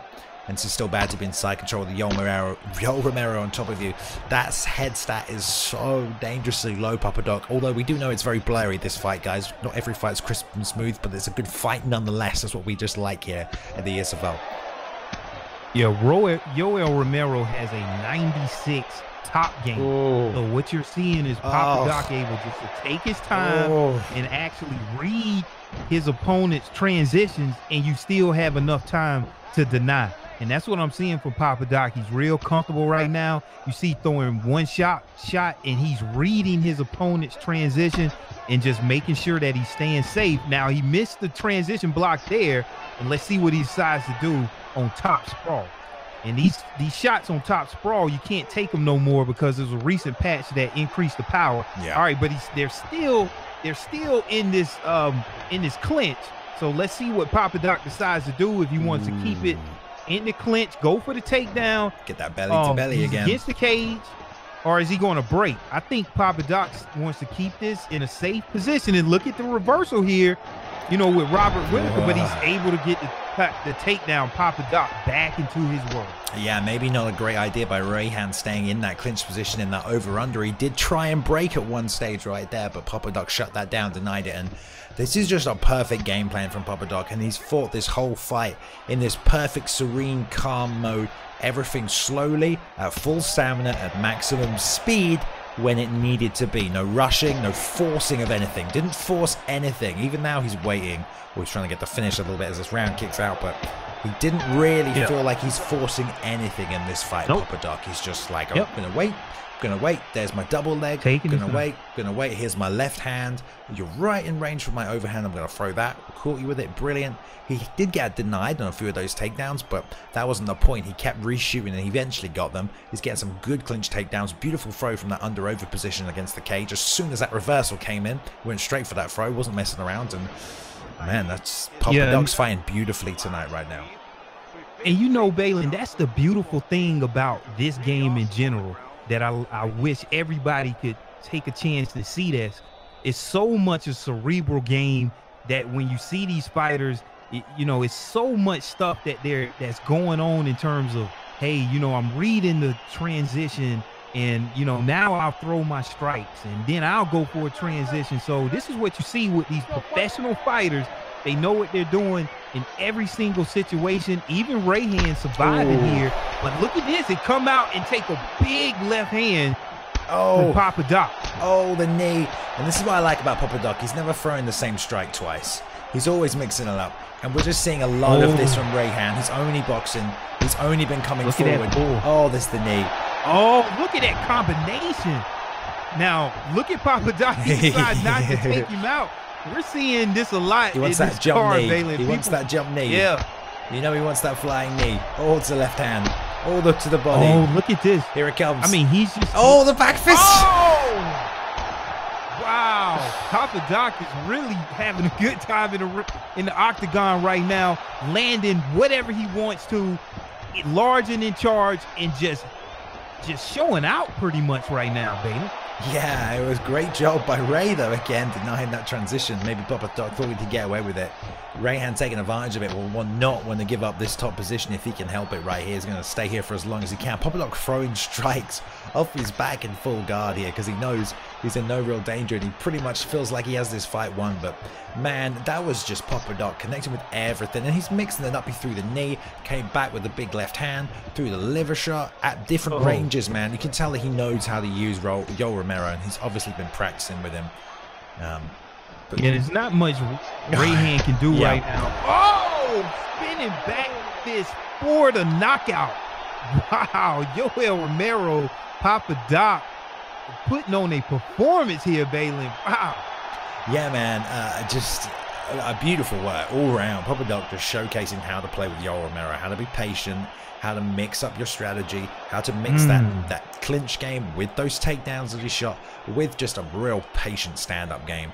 And, you know, Rayhan just unsuccessful with his pressure attack. Probably could have mixed a few more kicks into his game as well. There was no real threat to the body of Papa Doc, so you know, even if you're making Papa Doc block low occasionally, he's not defaulting to exiting with a high block. You're just making him think a little bit more. That sets up your 1-2 to enter with if they're thinking about maybe your body kicks coming from the outside instead of that 1-2, which will then set up your 1-2-3 or your 1 rear uppercut left hook. But if you're always just stepping forward, jabbing and 1-2 in, and then throwing your left hook, uppercut, left hook, it's just not enough to stop Papa Doc from being comfortable, feeling like he can just fight, doesn't have to think about your offense, because it's just the default defensive tools that he has are just going to work for him in that situation.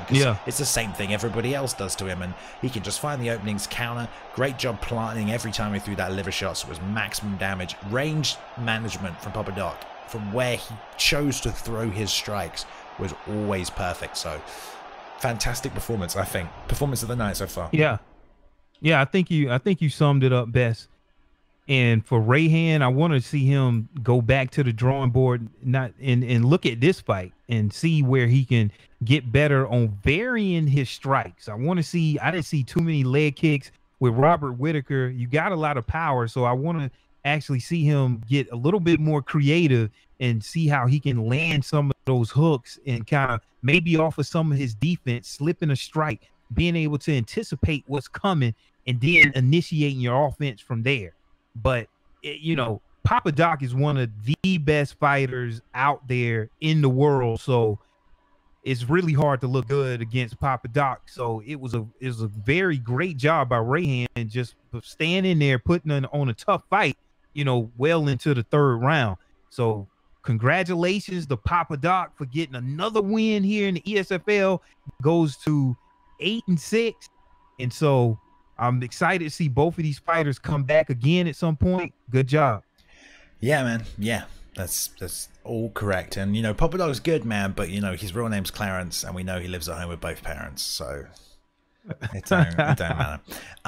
Beautiful fight. All right, man. If you thought that was good, guys, if you thought that was good, that was the first fight on the main card, which means we got 4 more fights on the main card and then the main event, okay? So don't go anywhere. We got plenty coming up, and this next fight is going to be absolutely phenomenal as well, I assume. Don't hold me to it, because we're jumping straight in here. Oh yeah, one of the ESFL team members here, Jab Straight Spam, and he's going to be taking on Gori-san, a hot name on the scene for a while now as well. So this is going to be a great fight too, Boxer. Yeah, definitely. Gori-san, he comes in week after week, and he shows up, puts on a great performance every single time we see him in the octagon.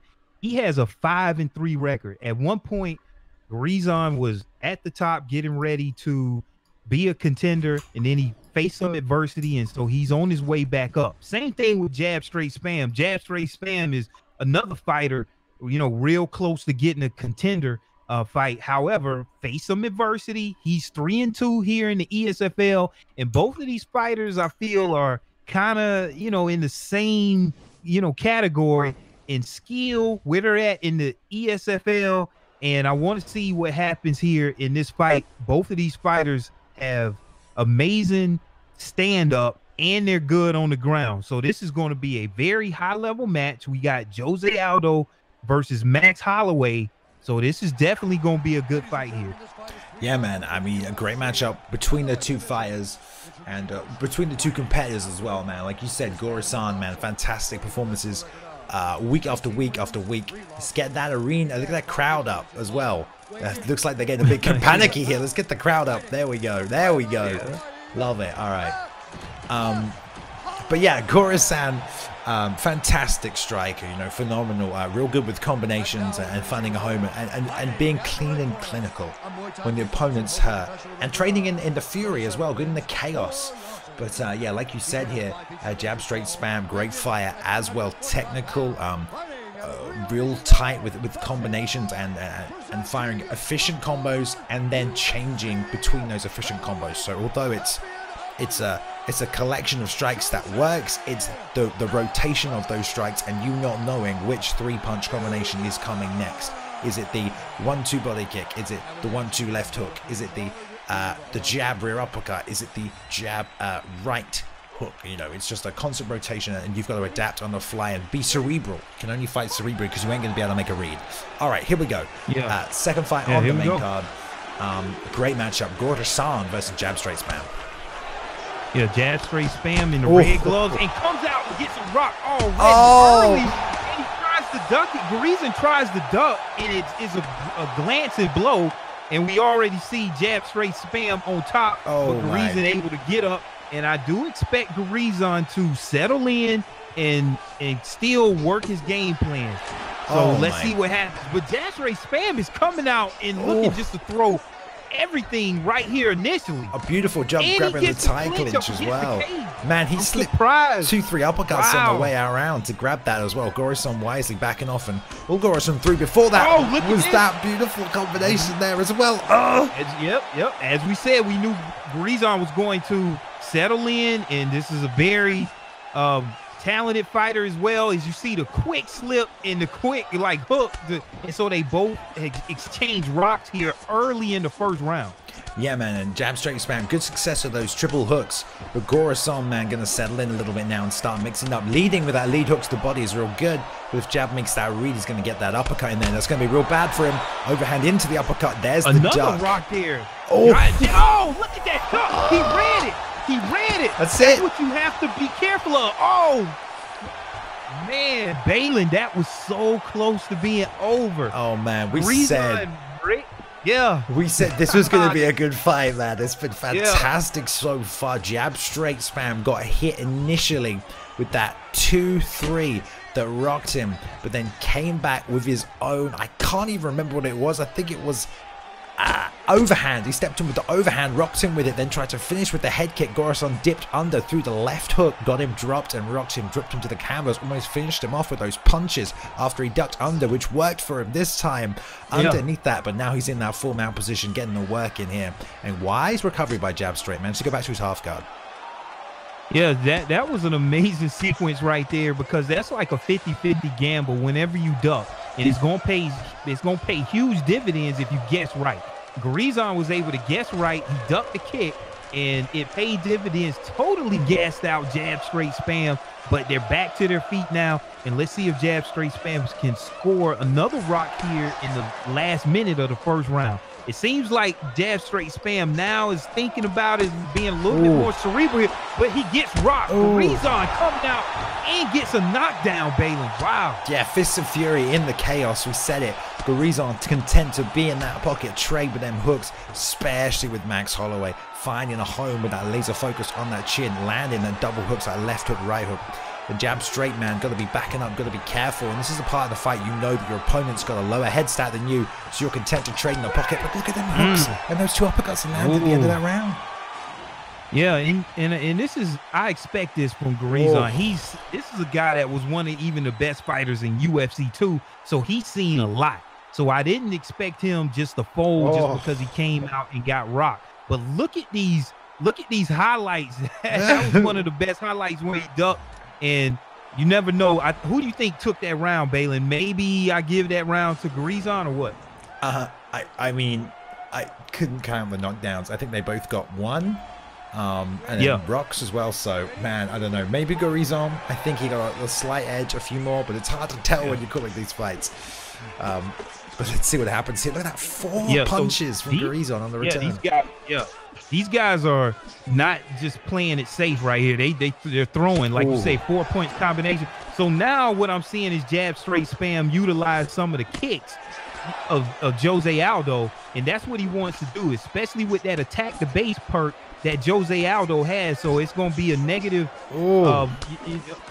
It's going to have a negative 4 leg damage for all kicks that Jose Aldo lands. So let's see if jab straight spam can start utilizing some of those leg kicks. But Guriza pouring on the pressure right now, but jab straight spam able to evade the strike and get a rock of his own, but now so desperate to finish him. Rocked him back. These guys are trading rocks right now. So desperate. Yeah, seems like one of the fights of the night. Look at this, Garizon pouring it on, gets another rock. Oh my God. He's still trading right now and focus. He's still trading on the inside. It's insane, man. Both fighters just no stamina, trying to finish the other, so desperate to get that finish. Oh, and that's bad off that body kick right there. And there's the uppercut into the left hook, and that might be it. But no, not out of it yet. But both fighters so desperate to get a finish. Boxer, got a block, got a transition. Oh, man. Oh, wow, yeah. So you don't want to get in. See, what I saw was Garizon took the fight where he had the advantage. Whenever you get into a back and forth exchange, then you're not going to win that with Max Holloway, you know, with his laser focus perk. He definitely is going to, you know, with his fluidity, he's going to win those exchanges. Wow, that was a great fight. That was a great fight, back and forward, absolutely crazy. But I think that's something really important. I mean, people don't look at that laser focus perk that much. People just, it's not disregarded, but you know, it doesn't give you power or extra speed on your attacks. But when you're in that pocket trading, man, it's an important perk to have, and Holloway has it, and it is really, really good, and it really helps in that fire, that fury and tight right there. And you know, you could tell by the way jab straight spam was walking in, jab, and then that lead hook. That jab lead hook is a little slow, it's not as fast, and Gorasan was leading with that 2-3, which, you know, the 2 beats the jab or hits at the same time, and that 3 comes off that straight fast and that jab lead hook, especially with the shorter reach. And a couple of times he was stepping in, throwing that, and that puts you right in the pocket after you've stepped in and thrown that combination. And after you've gone jab lead hook, you've got nothing else. There's nothing else coming back from that, and it's only your opponent that's going to return when you're in that pocket. So it was a couple of times he steps in like that, but man, you got to give it to jab straight. He could have taken that fight as well. You know, it wasn't a case of Gorasan cleaning him out. You know, it could have gone jab straight spam's way as well, man. He did a good job. He threw that head kick that got slipped under by Gorasan. The fight started to change momentum back towards Gorasan after that. And you know, it was a great fight. We saw some great timing from jab straight as well, throwing that switch lead roundhouse to the body when Gorasan's backing out. So really good range shot selection there as well. But you know, Gorasan in the flurry, in the fire, just walking him down. And you saw both fighters throwing four or five punches, you know, when their opponents were out of range. But that's just the heat of the moment and the fight, and they're trying to take each other's heads off, and they want that win. But if you didn't see the statistics at the end, while this page is still up, we're just going to take a quick look. Let me just show you these statistics right here, Boxer. 6 wobbles for Gorasan and 4 knockdowns, and then 3 for jab and 1. But that's together. That's 9 stuns / wobbles and 5 knockdowns in a 2-round fight. That's insane. Yeah. You know, like you said, this fight could have went either way. You got some very talented fighters here. Both of these fighters have graced the top 100, so I didn't expect nothing less. Garizon, I know he's one of the best fighters in the world, so even though he came out and faced some adversity early, I expected him to settle in and end up implementing his game plan, and that's exactly what he did. Now with jab straight spam, he is definitely also one of the best fighters in the world, and he was able to come out, I feel, and actually implement his game plan, which he did, you know, but he kind of gassed himself out a little early, and then getting into some exchanges with Max Holloway, and that's Max Holloway's strength. Like, he wants to get you in that brawl, whereas with Jose Aldo, you want to definitely push the pace a little bit, but at the same time, you kind of want to, you know, kind of hang back and not get into like a brawl. You can counter very well with Jose. You can counter, and one thing with Jose Aldo, his best perks are with his legs. And a lot of fighters, you know, we all get, you know, kind of enamored by, you know, the boxing, and, you know, I want to knock you out just with my hands. However, a lot of times working the legs, attacking the base can open up that head. And so I didn't see none of that. And that's what you kind of want to do with Jose Aldo. However, jab straight spam, one of our own here at the ESFL, I know he's going to come back, you know, strong. Great job by jab straight spam by putting on an amazing performance against a very tough Garizon. Nobody really ever wants to fight Garizon. I mean, it's crazy. So amazing job in congratulations to Garizon, but for moving up. So I'm excited to see this time on his ascent, will he make it all the way up to #1 contender and finally go for that ESFL goal that I know he wants? Yeah, we'll see. And the leg kicks obviously are a great tool by Aldo, but it's not always easy to get those in when it does more damage when your opponent's coming at you, but it's not always easy to get them off before they can touch you with that 1-2. But yeah, entering the pocket as Jose, you got the shorter range. It's not always easy to do that. So yeah, counter fighting's a little bit better sometimes, but nonetheless, that fight happened. And a quick update for you here, guys, from the Girl Gone Madder Ty Cannon fight that we got disconnected in halfway through. That was the Holly Holm mirror match. It turns out, I think their fight also got disconnected. Girl Gone Madder is going to give the fight to Ty Cannon though, and apparently that's her last fight in ESFL. So we might not see her again. She's hanging the gloves up. But great competitor there in Girl Gone Madder. She's still going to work behind the scenes for the ESFL team. I'm sure if you're a fighter, you deal with her, and she's a great moderator for us as well here too. So that's how that fight played out. Right? Are you ready for the next fight? Yeah, definitely. Are you ready, dude? Do you know what this is? Oh yeah. Oh yeah, definitely. Do I know what this is? Definitely. We've been waiting on this fight all week. Here we go. This is the Unibot. That's what we call him now. The Unibot versus versus a Bathing Ash. A Bathing Ash is 4-0. He's yet to taste defeat here in the ESFL versus still one of the best fighters, period. PlayStation, Xbox. He's an ex-ESFL champion in Unibot. And so this fight right here is actually one of my favorite fights on the entire card. Like this is what I came for. Well, yeah, this is our well, it's not even our co. I mean, after this we have Cody and Spider, then we got Swiss, and then we got Pre-United Defense. I mean, we got 3 more fights after this, 3 great fights after this as well. So, oh yeah, man, this is a great fight. This could be a main event right now. I mean, ridiculous potential here. But yeah, like you said, the Unibot. I mean, I remember when he came on the scene. Oh wow, look, these two have fought before as well, man. What was Unibot's record? Did you say? Have we got his record? Yeah, definitely. Unibot has a record of 10-3. 10-3. You know, in a lot of those matches, you know, you got to think Unibot's been in our first PlayStation tournament. Then he was the champion, so he's had nothing but top fights, and you still have a 10-3 record. In a Bathing Ash, he's taken out some of the best in the ESFL. Not too many people go 4-0 in the ESFL, so these guys meet right here in the middle of the welterweight division. GSP in the blue gloves and Nate Diaz here in the red for a Bathing Ash. Unibot with GSP. Let's see what happens. Yeah, this is going to be a very technical match. Yeah, and one thing you'll know about, that's a beautiful left hook to the body. I love that left hook to the body. Not many people use that. It goes right underneath that 1-2. Unless your opponent's throwing an uppercut off that rear hook, you ain't getting touch of it, and you can slip that big left hand underneath.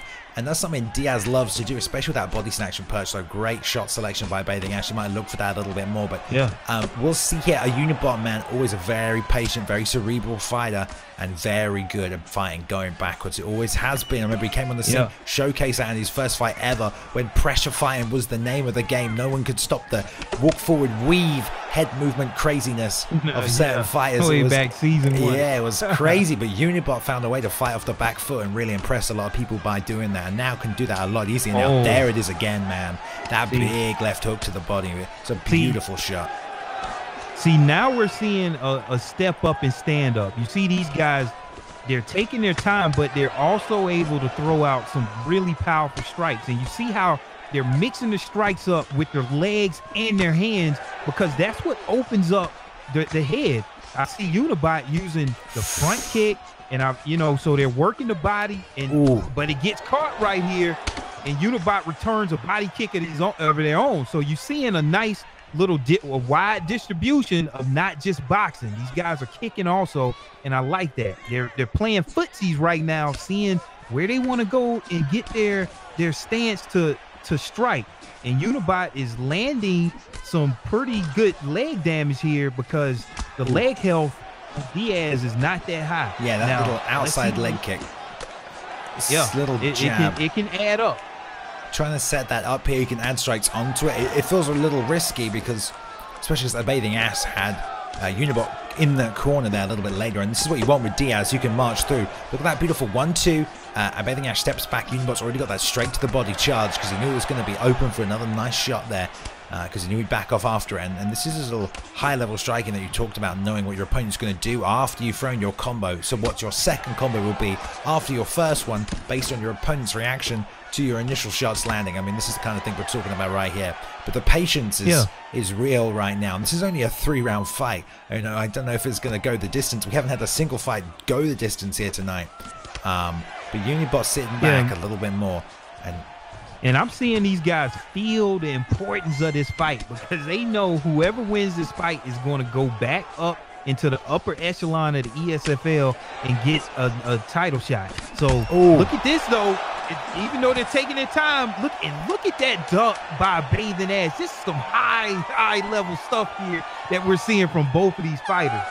We saw a block break and a rock by Unibot, and then we was able to see a Bathing Ash protect his head with just that quick duck, and we don't see that a lot by fighters. Usually when they get rocked, they just hold on to that block, and then it's downhill from there. So I want to see if a Bathing Ash really is one of the best fighters in the world, if he's able to calm down right here and anticipate what Unibot is doing and land some strikes of his own, which he's doing right now, right on cue. And let's watch Unibot. Oh, big lead hook as well. And another lead hook. Oh my gosh, this could be it for a Bathing Ash. He's just going to step up to 5-0. Making mincemeat of Unibot right there, coming out hard and fast at the start of that round. Real good. Not yet. Not 5-0 yet, baby. Unibot is definitely faced a lot of adversity. He might have won round 1, so let's see. Unibot here, go to work, ex-ESFL champion. He's been through a lot of adversity. Let's see how he handles a very strong, hard puzzle in a Bathing Ash, who scored 2 knockdowns here in this second round. And let's see the adjustments that Unibot is going to make. Yeah, It was that jab straight and then lead. Oh, it's actually, I believe it was a jab rear uppercut lead hook. That was the initial damage. And then it was a lead hook that got the first drop and a lead hook that got the second drop. So Bathing Ash making use of that Diaz right hand there.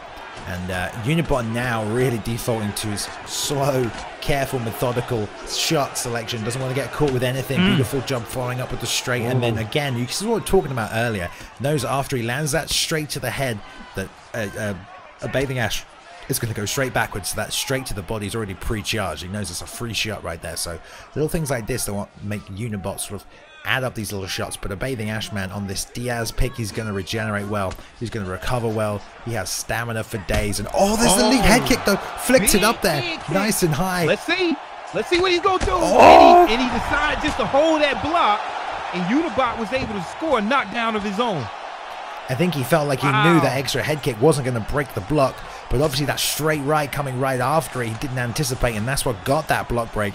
And now this is a little bad for Bathing Ash. Diaz good off his back, tries to go for the shimmy switch, the D-Mart sweep, doesn't get it, and Unibot managing to do a good job right there, steps over half guard, back to full guard, and this is good for Unibot, man. He's got time to work. He got a knockdown of his own. He can win this round here. This might be one of the toughest things ever in EA Sports UFC 3 when you got a Unibot with GSP on top of you. Unibot already known as one of the best ground fighters on PS4, and he's on top doing work, and you have to be real careful. But that's why you want to get Nate Diaz, because he can go from that bottom side control right there in the half guard, right there in the full guard, and he already gets the reversal. So beautiful last job. 20 seconds. Little damage coming from Unibot. Knows these strikes are going to add up. Tries to sit for a Kimura for full guard. Fair enough. Yeah. I mean, you know, they could just be trying to score, you know, points in the eyes of the judges. Yeah. But this fight is not disappointing, because I actually got Unibot for round 1. I think I got a Bathing Ash for round 2. And whoever wins this round right here will win this match, I think. Yeah, I agree. It's all on the line right here. Bathing Ash's undefeated record 4-0. And in terms of damage, you got to assume that Unibot has taken a little bit more. Got to be a little bit more careful with the chin this round. Cannot eat an overhand like that dropped his health literally in half right there. He cannot eat those overhands. Great job by Bathing Ash just stepping in with that, just really mixing it up. Free shot on the straight to the body here. Yeah. Unibot whiffing wide on that kick, but yeah, Bathing Ash going to try and take the time, doing a good job with that pull counter all fight. And he's been really working that body with that rear left hand several times in this fight, Poxel. Yeah, just like you said, you got to be careful with GSP's chin strength. He has a chin strength of only 87, so you can't take too many shots to the face with GSP like some other fighters, which is why you see Unibot being real methodical right now. You got the fight hanging in the balance for both of these fighters. Nobody is pulled away, but that's a big shot right there landed by Bathing Ash, and let's see what happens. Unibot working that double jab now, trying to use the rangefinder, but they're just pushing him a little bit closer in. And if you double jab in, there's nothing to follow up with that. Apart from that jab, uppercut, left hook, that's the same combination he got caught with at the start of the last round. Oh my God. Here on top. However, just like we thought, Unibot is not down and out yet. We didn't want to go to that 5-0 too quick, but you never know how the judge is going to score if this fight goes all the way to decision. But I'm thinking right now, as the fight is at 2 minutes, 15 seconds, I'm giving the round right now to Unibot if he can score another rock. Definitely. Body kick, and look at that. Look at that switch kick. Beautiful job. Inside of 2 minutes. Yeah, 2 minutes left in this fight right now. Third round, and Bathing Ash got to do something to take this away. Definitely giving Unibot all he can handle on the ground, but tries to get a pull counter off. Messes up the range of it right there. Unibot stepping in with the 1-2, catching him clean. Whiffs on the head kick though. Just straight catches him.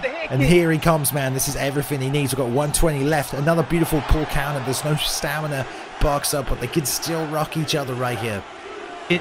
And with either fighter, I would not be comfortable with my performance for the judges, because you never know who the judges gave that round 1-2. So yeah, I really don't know. You got to remember, at the start of the second round, Unibot did get dropped twice by Bathing Ash. So Bathing Ash might be 2 rounds up right now. And even if he does lose this one, you're right. You never know. You never know, man. You never know. Big roundhouse to the body. Oh, this is going to be tight. 20 seconds left right here. Bathing Ash still pushing on that forward pressure. It's what got him caught. The pull counter was working for him. He rocked him twice with it in this round, but he also got rocked himself using it. Let's see if he tries to get that pull counter straight. Lead hand off again. Might be looking for it just over there. Head kick lands. Unibot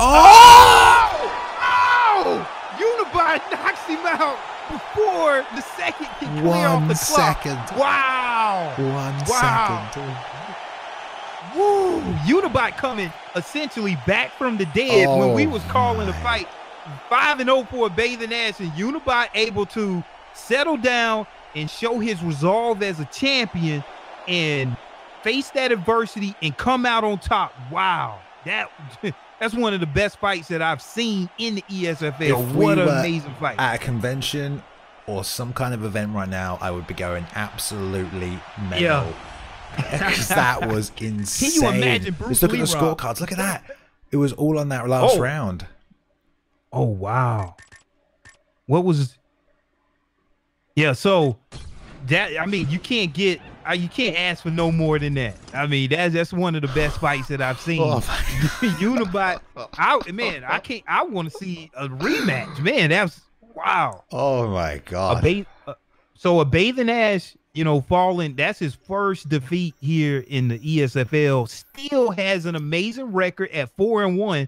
So all of those fighters that's looking to go up, I'm pretty sure they'll meet a Bathing Ash. And Unibot says, hey, put me right back in line for a title contention, fight. So wow, Unibot back in the mix with an amazing fight. I think I woke everyone in my house up.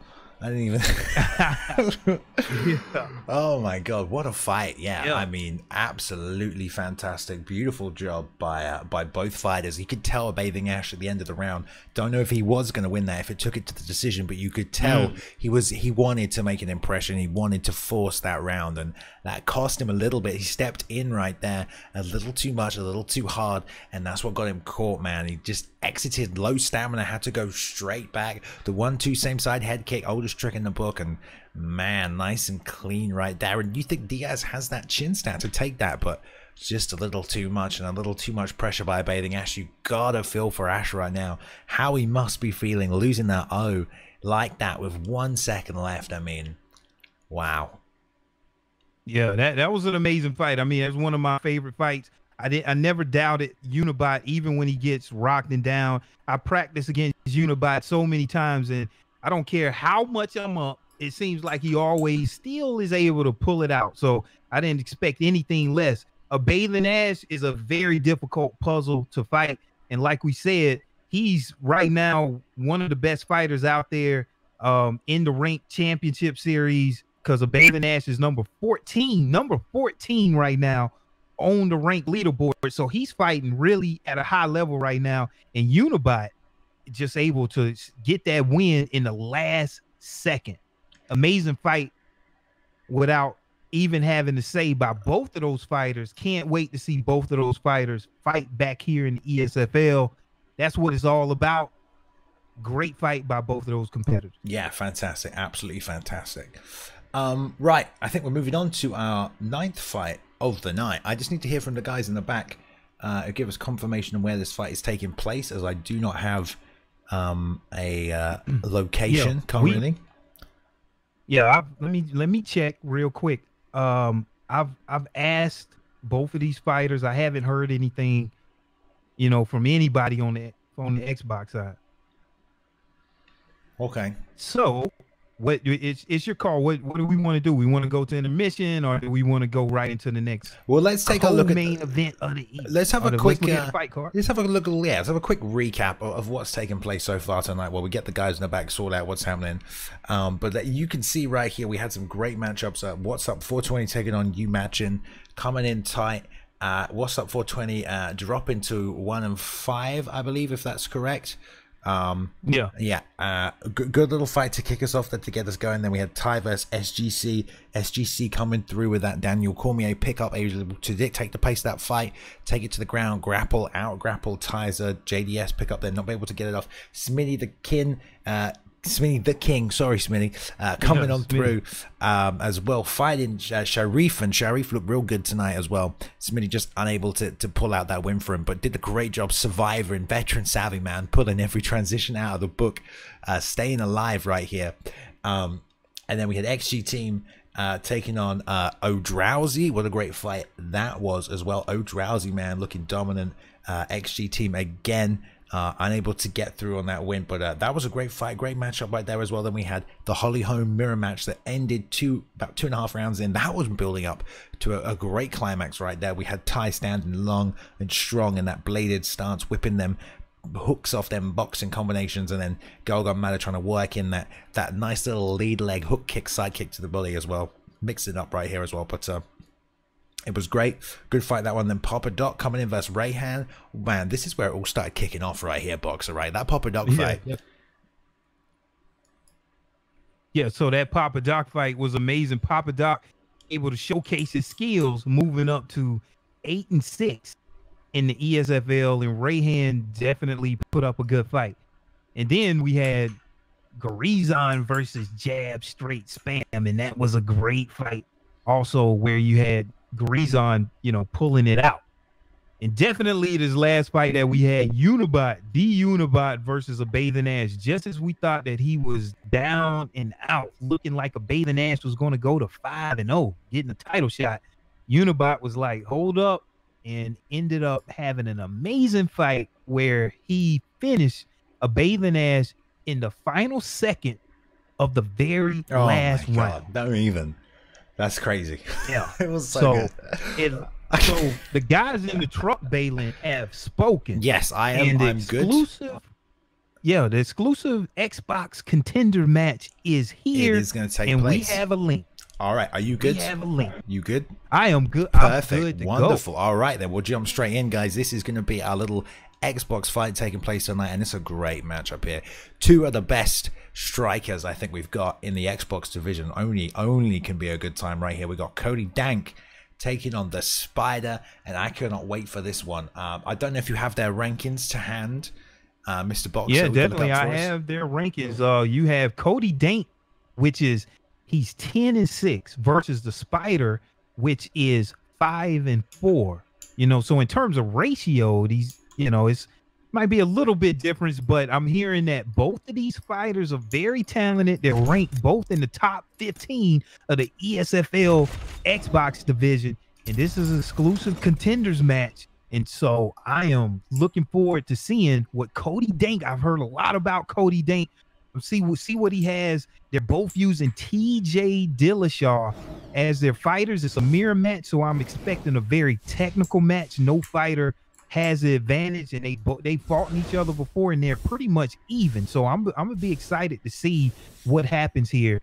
TJ Dillashaw is, you know, the current, you know, reigning UFC champion, so this is a very good fighter. He's loaded with perks here. He has Headhunter, Level 3, Untouchable, Workhorse, Marathoner, Desperate Measures, reduced stamina loss by 6% during health events. So TJ Dillashaw is loaded with perks here, and the thing that you want to do is work TJ Dillashaw's you know, striking. His striking and his roundhouse is one of the best because he has that level 3 Headhunter perk. So if he lands that roundhouse to the head, it's going to have an increased power attribute by +3. So you definitely want to look out for that.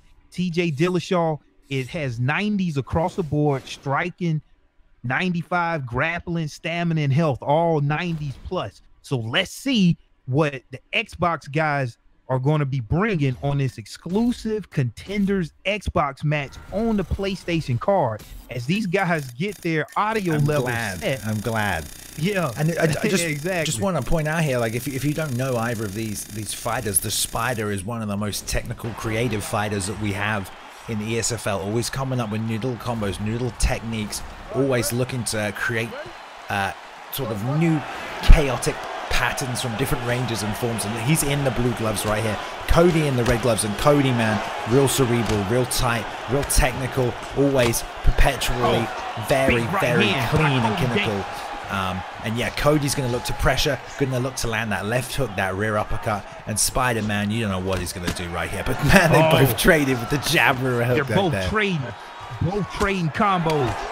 Big right hand by the Spider. These guys are going back and forth right now. Yeah, and Spider just stepping in with that jab. Cody choosing to plant, throw his a little bit here, trying to fire before the Spider reaches. Spider trying to come forward and dictate it, which is not like him. Sometimes he likes to counter, but he does set up some interesting stuff. We'll see. But both fighters, this is a mirror match right here. They got to find a way to get an advantage over on the opponent. If they're both trading the same thing, it's all about who fires first. I'm seeing Spider take the small advantage because he's having Cody Dank with just a little bit more strikes than he is. And as you can see, the stamina advantage slightly by the Spider here. Yeah. Look at that body shot by the Spider after a pull. Yeah, Cody, he's really turned into more of a pressure fighter as time's gone on, but he's always been very clinical, very clean with his striking, doesn't take any big risks, but does catch you when you make those mistakes. So he's all about capitalizing on those opportunities you leave open.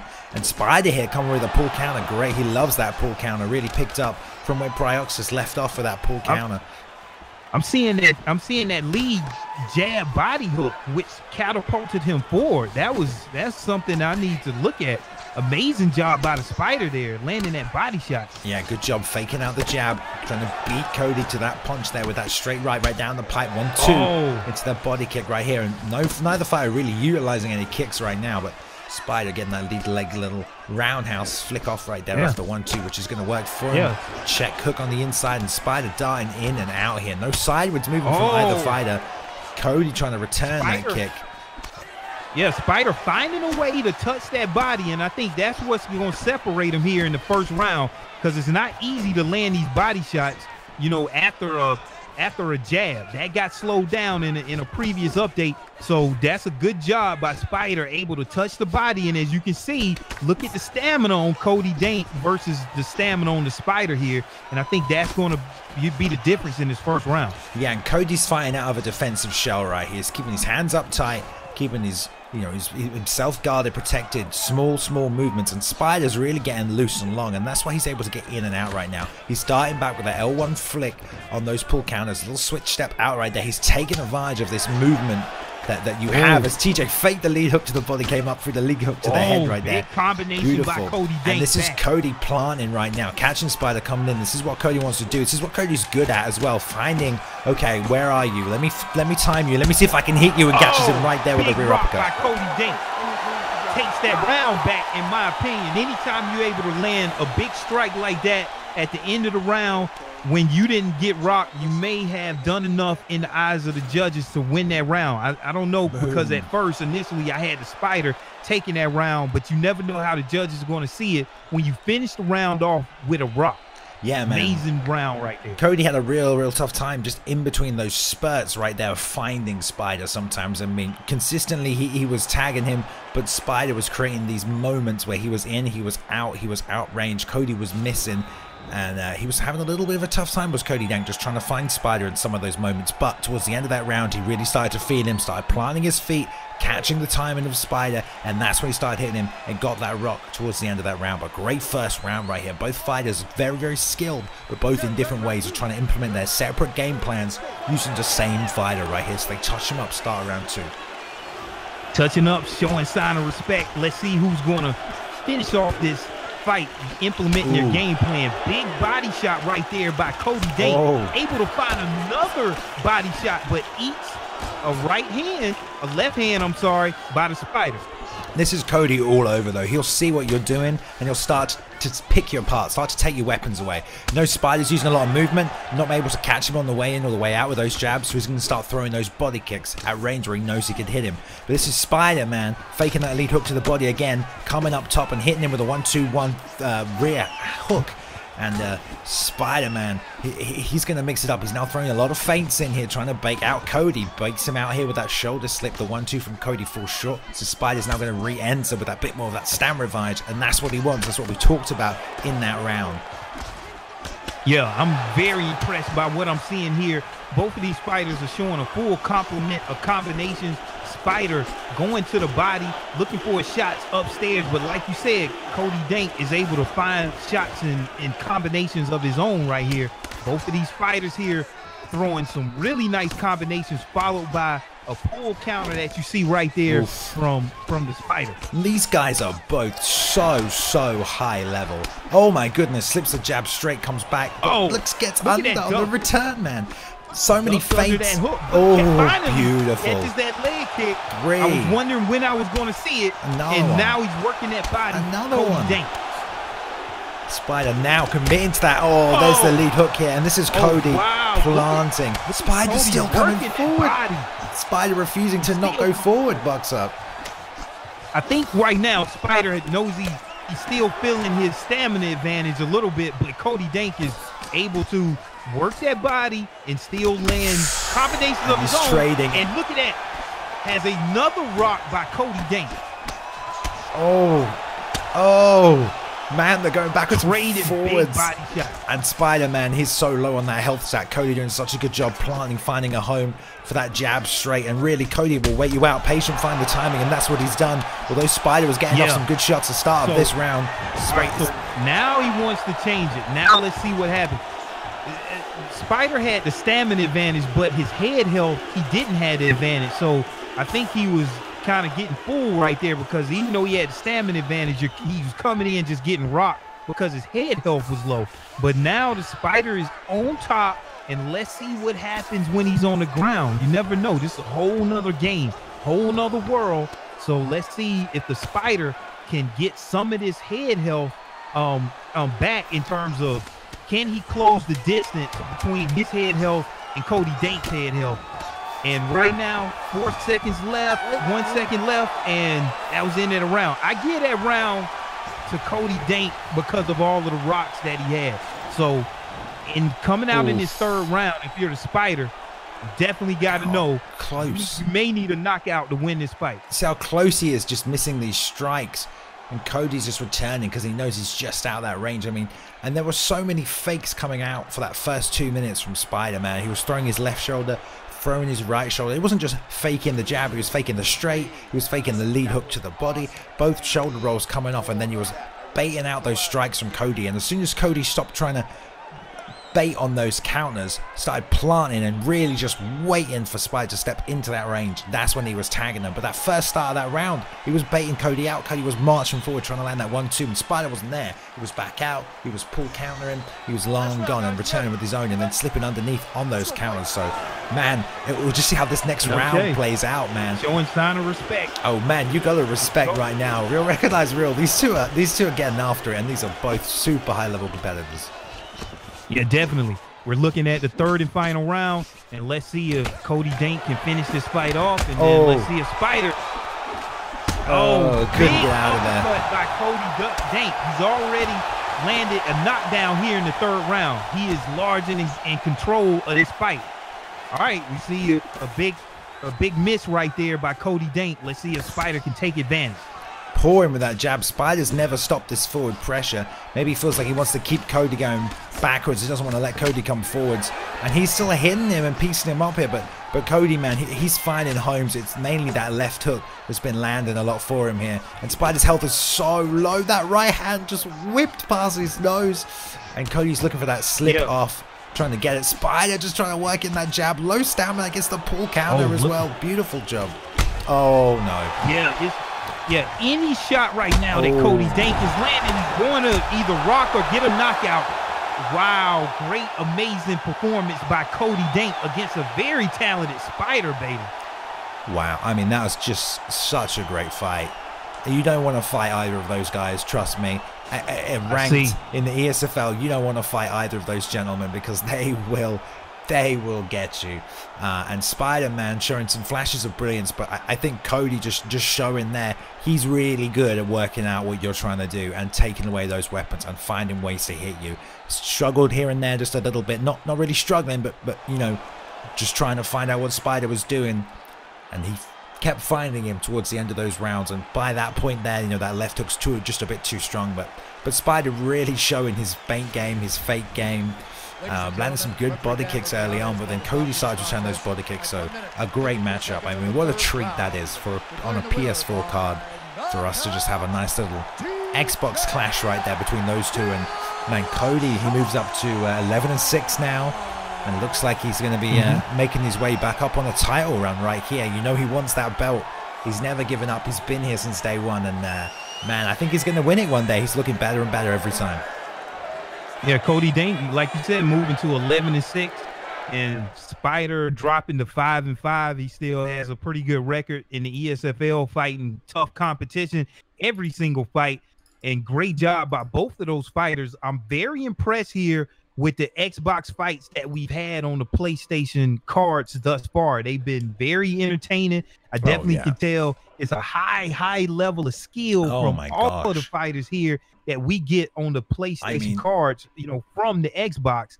And this was an amazing fight by both of these fighters. Yeah, I mean the Xbox card last week was fantastic, but the PlayStation fights this week have also been fantastic, man. And it's just you gotta acknowledge, you know, when we create a competitive league that forces everyone to be the best they can be, we're 8 months into this thing now, we can see the level of competition these guys are putting out has just improved, and patch after patch, fight after fight, event after event, man, these fights are getting better, the players are getting better, they're all finding their tendencies, they're working each other out, and it's just, they're all fighting so fantastically. So anybody who's fought in the ESFL in the last couple of cards, man, you've all done a great job. You should be proud of yourselves, win, lose or draw, man. These have been fantastic fights, and this is the kind of fights that people want to see and stay up late for as well. So thank you for doing that. What a great matchup. Thank you, you two. I know it wasn't an Xbox card, but you showed up anyway, you got it in, and great fight. Great fight.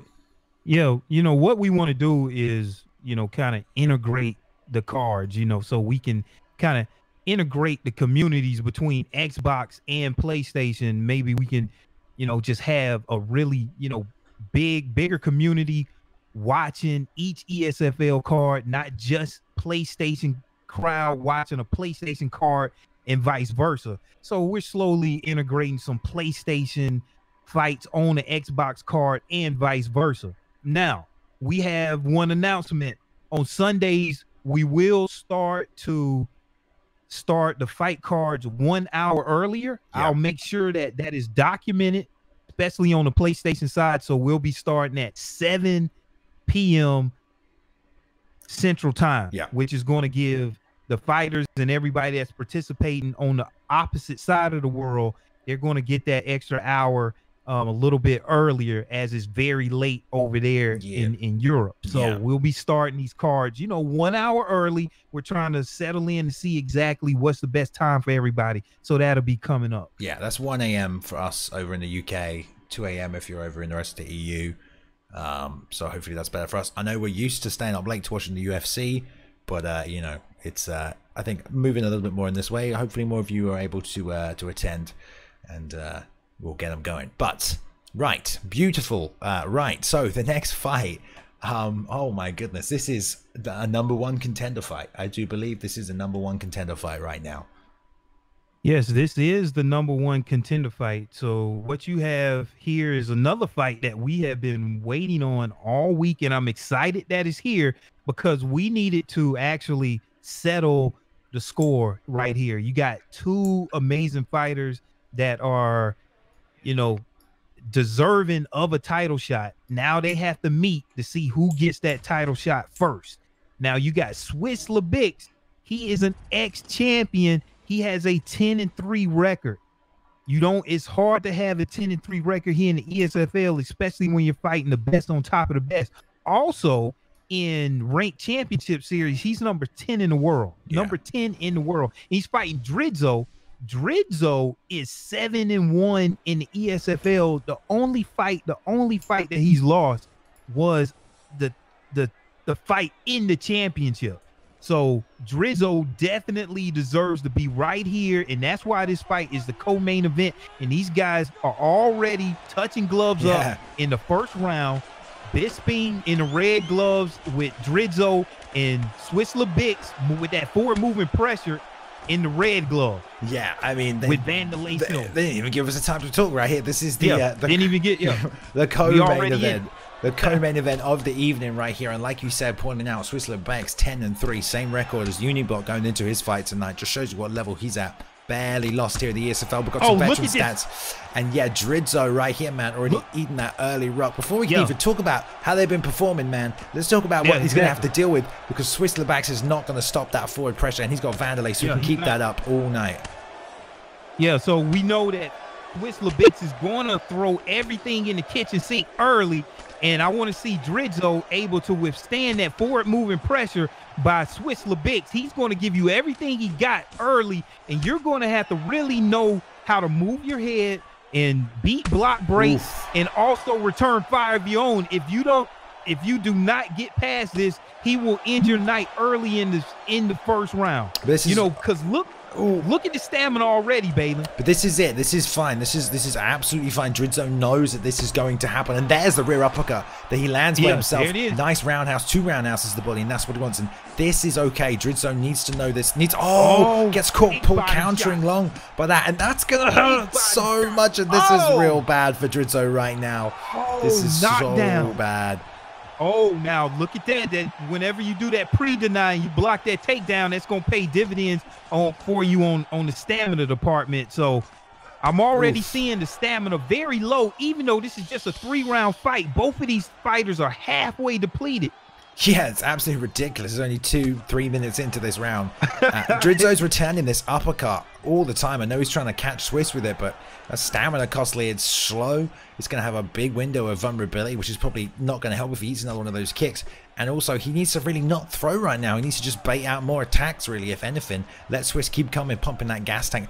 Drid is going to recover a lot better after this round than Swiss will. I mean, there are 3 rounds left. He will recover a lot better, and if Swiss keeps winging these punches, that only works for Drizzo right here. But he's got to stay calm, know that Bisping's tough. He can take it, he can regen that stamina, and he can stay in this fight. He's not out of this fight yet, and the more he can, you know, keep that pressure coming up, eventually he can swing that momentum back the other way. But this is okay for Drid. This is bad, but it's okay. This is almost to be expected when you're fighting a Vanderlei as Bisping. Yeah, it definitely is to be expected. I'm definitely expecting, like you said, Drizzo to recover from stamina. Stamina on Bisping is a 94 versus just a 90, you know, for Vanderlei Silva. So, you know, let's see if that pays. Let's see how that comes into play if he makes it out of round 1 here with 3, 2, 1 seconds left. And seems like he does. Yeah, man, and that's really good for Drid, because like Swiss was fighting that like he needed that out of there in round 1. No mercy, kill, coming forward, full power, full momentum, and the first minute and a half is going to be like that again, but it's going to slow down a lot quicker. So Drid now, man, you got to weather that storm, and then you can start trying to win this fight. Yeah, so as you can see now, you see that 94 stamina power by Michael Bisping here, but he gets rocked. Man, gets caught with that head kick. Early here in the second round. Yeah, coming back out there, hands down, thought he was clear, didn't block, thought he was probably going to the body, but ate that head kick up top. Great move by Swiss, trying to mix that up and firing that off that jab on the far side, and now he's working that body with that lead kick. And Swiss here, man, he's a real killer. You know, don't sleep on Swiss, one of the best in the world. He can take Drid out in a moment's notice. All he's going to take is a nice clean 3-punch combo here, and those shots to the body are going to keep adding up. Drid can't take those, so he's got to find a way to get away from that body kick. But also, you can't block low if there's this much forward pressure coming at you. Yeah, there's a lot of forward pressure coming at you with Swiss Labix, but at the same time, he leaves a lot of opportunities open just like that, you know, for to land big shots of your own. And it looks like right now, Drizzo is going to work that body, and he really wants to attack that stamina by Swiss Labix so he can stop some of this forward moving pressure here, because Swiss Labix is very talented at moving forward. Even though he's throwing out his stamina, he's going to be throwing some very powerful combination at you. And I see Drizzo working that body with those double hooks to the body, and he's going upstairs, catches a big leg kick there by Swiss. Oof. But not that time, and able to return strikes of his own. His body is so low, man. He's got to be so careful. But this is it. He got past that 2-minute mark of this round. He took a rock. It wasn't good. Took a lot of damage. And now this is where the fight's going to slow down. Oh, big knockdown by Swiss Labix. Straight right into that lead hook. Drops him so clean there. And Drid has to stay in this. He's going to recover. But Swiss, man, he knows he can end this fight. Like we said, it's just going to take a 2 or 3 punch combination to get Drid out of there right now. And Swiss knows that. He's going to wait for it there. He tries to go for that left hook, straight left hook right there. Doesn't get it, man. This is real tough for Drid. Yeah, very, very tough for Drizzo. He's going to get a stamina boost right here if he makes it into the 3rd round with the higher altitude perk of Michael Bisping, where he's going to get +6 in round 3 for his strike and grapple stamina. But I don't know if he's going to be able to make it because he's rocked again. Swiss Labix, I rarely see him take the fight to the ground, and he does it. He went for the knockout. Wow, what a big win for Swiss Labix, who beats a very strong Drizzo, who is 7-1. That falls right now to 7-2. I wasn't expecting that. Swiss Labix puts on a lot of pressure, and it's very tough to stop, Bailey. Yeah, man. I mean, it's always real tough when you have Vanderlei Silva. 224 strikes thrown, man. And those stuns coming out there as well. It was just, I mean, look, he landed as many strikes as Swiss landed significant strikes, you know, and he had one more round to get it done. The attrition game, it can work for you, and it really can, but I mean, Vanderlei, he's really strong as a matchup right now. So it's a really tough pick to deal with, and you know, you need things like knees to the body a little. Maybe try to throw some teeps in there. I mean, they're hard and they're risky and they're dangerous and they create space. They don't do a lot of damage. I know that. And, you know, you might put yourself in more trouble by throwing them. But if you can't move your head and get out of the way of that forward pressure, you're just going to take them shots. You know, you got to survive. You got to survive and survive until you can swing that fight and look for your opportunity. And Swiss, man, he's going to be real hard to stop if he has that Vanderlei pick, I can tell you. Yeah, that's real tough. I mean, that is a very tough puzzle to figure out with Swiss Labix and Drizzo himself. That fight could go either way for those fighters on any given night. And I've seen it go work against Swiss, and I've seen it be a lot have a lot of success for him at the same time, where you know he's coming at you with everything that he has. He's not going to be sitting back and leaving stamina in the tank. He's just going to go for it. It's either you know how to defend it or you don't. And right now we saw a very tough Drizzo that was able to defend it, but it's a toss up when a guy's coming at you with so much pressure with Vanderlei Silva with a 91 in striking, and it's very tough. You can't make a mistake, because any mistake with a fighter with heavy hands, with Vanderlei Silva, who already has a base power of 96, and you add a +4 heavy hands on top of that, every hook is 100. So you can't make a mistake, and that's what we saw. However, all right, so with Drizzo, only 7-2, still has one of the best records in ESFL in the PlayStation. So I already know that he will come back stronger, not worried about Drizzo. Now, this also throws Swiss Labix back up in the mix. That's true. You know, so now, you know, we got Swiss Labix and Unibot right there in the mix. So, you know, that it's going to be interesting to see. Yeah, man. That's completely true. And, you know, speaking of the title and the title picture, the next fight is for the belt. It's that time of the night, guys. It's the main event.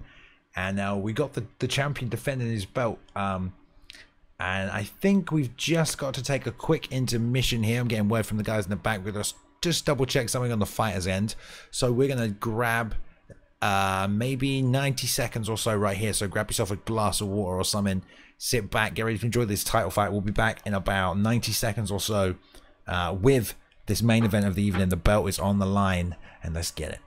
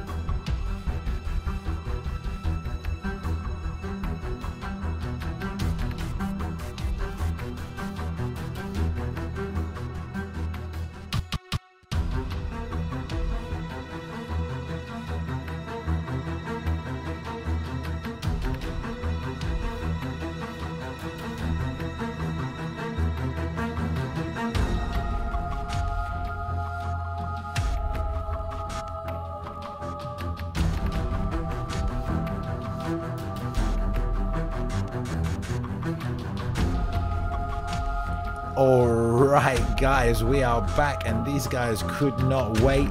I think we're going to be jumping straight on into the fight right here. They've already picked. They're already getting in. It is time right now. We've got the champion pre-united 5-1 defending that belt here tonight, going straight on through. It's a TJ Dillashaw mirror matchup. This is ESFL 38, guys. We are here. The main event of the evening is here. These guys are going to get it on. They touch him up. Boxer. What a fight we got right here for the main event, for the title. Yeah, for the title. So in the red gloves, we got pre-united, one of the best fighters in PlayStation right now, against Top Man Stan.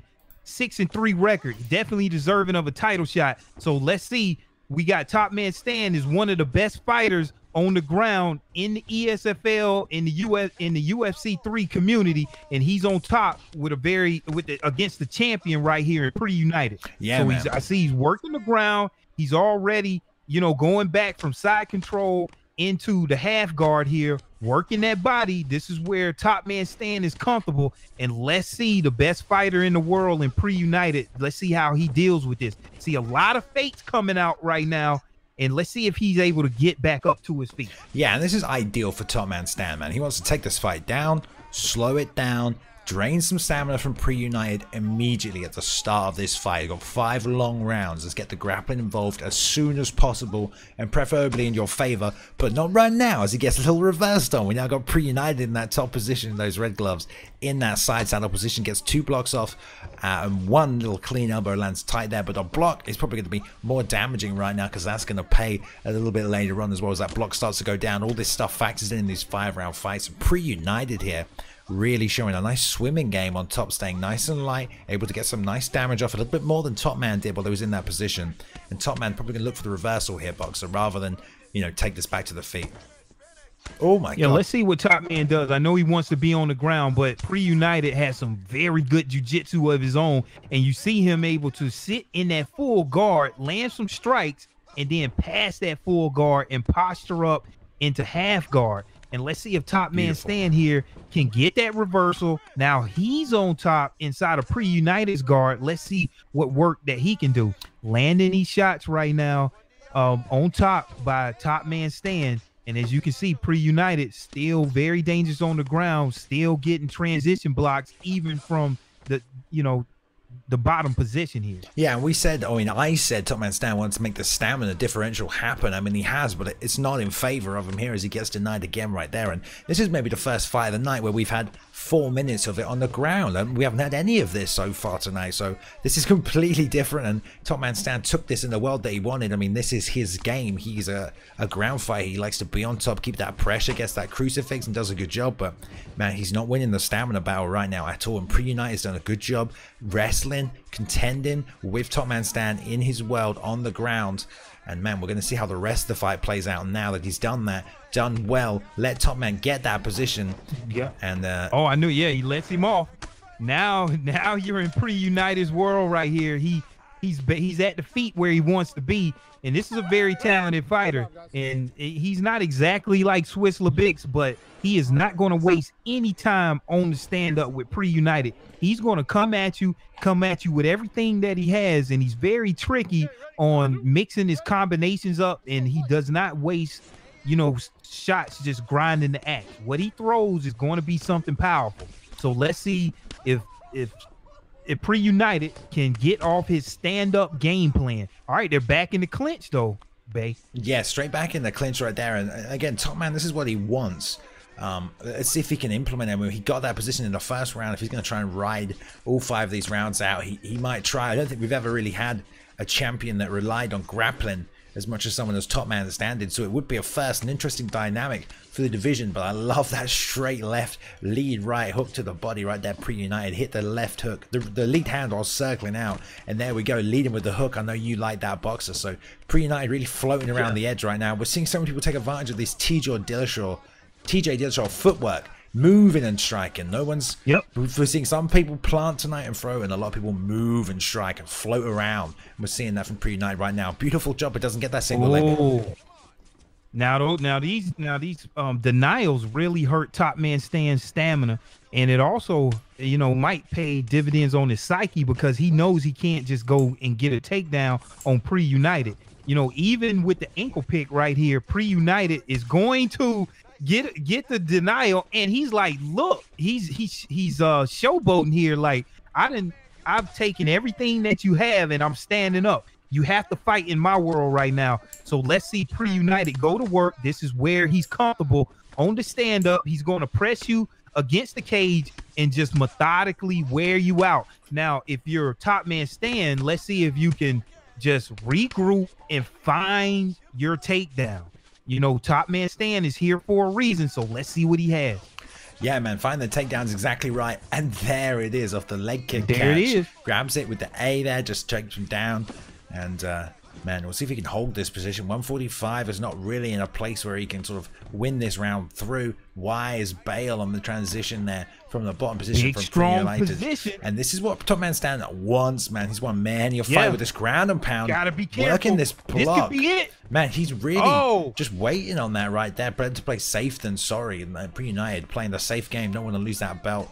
Not going to kick out too early. He knows the Top Man Stan's great position. And these two, I think they fought before a few times. Look at the patience. Look at the patience, Balin, of Pre-United. He's just eating these shots where a lot of fighters would just, you know, kind of panic here and waste stamina. And that's why you're seeing this stamina advantage here by Pre-United. When he's on the ground, he's just taking his time. Yeah, you're right. But you can't eat. Yeah, you can't eat too many of these shots here.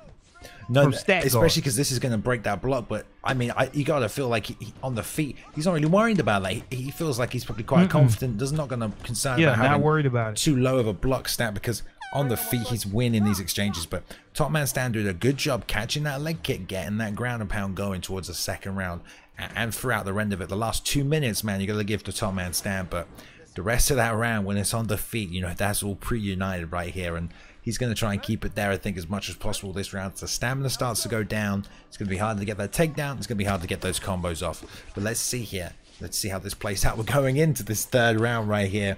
And the pace has been high for a 5-round fight, you know, but they've still got so much stamina left. All right, so in when you see right now, you're like, hey, why does Pre-United end up going into the southpaw position? It doesn't hurt him at all because TJ Dillashaw has a 99 switch stance, so he's not losing anything when he switches to the southpaw position here. And you know, maybe Pre-United he's showing him a different look. And see, and now you that liver is exposed whenever. Oh, look at this. I mean, it's so many nuances to this game that the top fighters do, and you're wondering, like, they're not just switching to southpaw for any reason. Yeah, he knows to work that body kick. Yeah, he wanted to do that leg kick, and he got exactly what he wanted. Very smart. I learned something from watching Pre-United and Unibots of the world, Swiss Lebix, every time I see him fight. But let's see what Top Man Stan has here. He's here for a reason. He's going through some adversity. He's one of the best fighters on the ground right now. So let's see if he can turn this thing around. Yeah, great job grabbing the back right here. He got a deny on that transition. Yeah, got a deny on that transition. Dropped the double unders, took the back, and then goes for the safe little drop back takedown, holding the back position. Top Man Stan loves this back position, man. We've seen him do good work from their denies, and now he's back in his full mount. This is very dangerous. 2 minute 30, man. This is what he wanted, and he's back on top. So good job.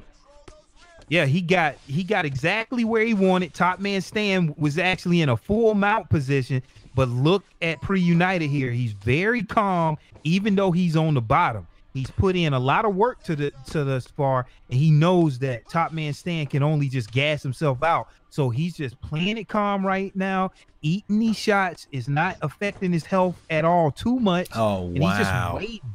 Look at that. Look at this, man. Top Man Stan, Pre-United, man, he's hit bumps, but he doesn't transition afterwards. He hit bumps to get the stamina advantage, and then he lets you try and do the same thing again. He's just doing it for the stamina advantage. He's not even going to waste the deny. He's just going to hit bump and just let you just keep trying to throw, keep getting that stamina draining. And he's done such a good job draining that stamina of Top Man Stan from the top, from the bottom, all in these grappling exchanges with a fighter who has exactly even stats. Whoa, whiffs wide on that head kick. There, though. Yeah, and he's getting see if punished. Top Man Stan can take advantage.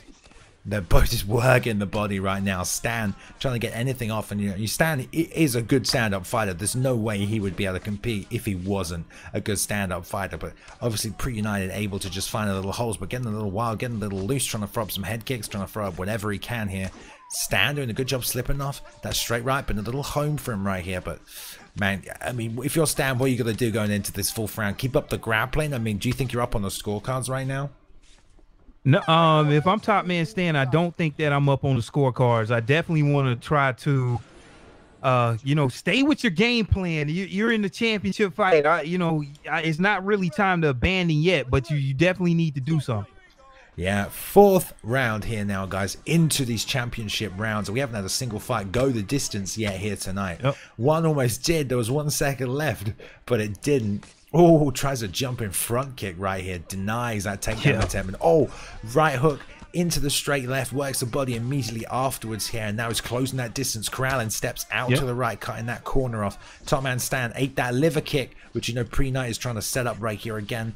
But man, oh man, Pre-United has been on fire tonight, and Top man Stan is not looking good right here, Boxer. Yeah, the stamina advantage is getting wider and wider, and as you can see, you know, Pre-United is definitely closing on in, and just this is his world. He likes to back you against the cage. Look at there. He likes to back you against the cage, but look at that. You never know. Both of these fighters are here for a reason, and let's see if Top Man Stan can get out of a very bad situation. But this is where Pre-United wants you. Back up against the cage, throwing strikes, making you guess what he has coming at him. Yeah, and you know, he's doing a real good job Pre-United. He's not letting Top Man Stan past that black inner octagon, no way. But again, Stan is finding this takedown against all odds. Wow, yeah. He's backed up, he's got no stamina, he's getting teed off on, but he's still getting this takedown, and it's so impressive. The way he took that back before he was in a double under, and who was in, I think he was in double under, he was in over under in that last round, getting kneed in the body, found a way to the double under, found a way to the back, got that takedown, and he's done it again here, man. It's really impressive by Top Man Stan, but gets the back sit out here, tries to roll for full guard, gets it. Yeah, I mean, you're looking at some of the best fighters in the world. Top Man Stan ranked number 88 in the world right now, and he's able to find these takedowns. Going for broke here on a guillotine, it's going to be pretty hard to get. Doesn't get past the first gate. Yeah, no, doesn't get it. All right, so on the bottom here by Top Man Stan, let's see what he has. He went for the guillotine, didn't get it.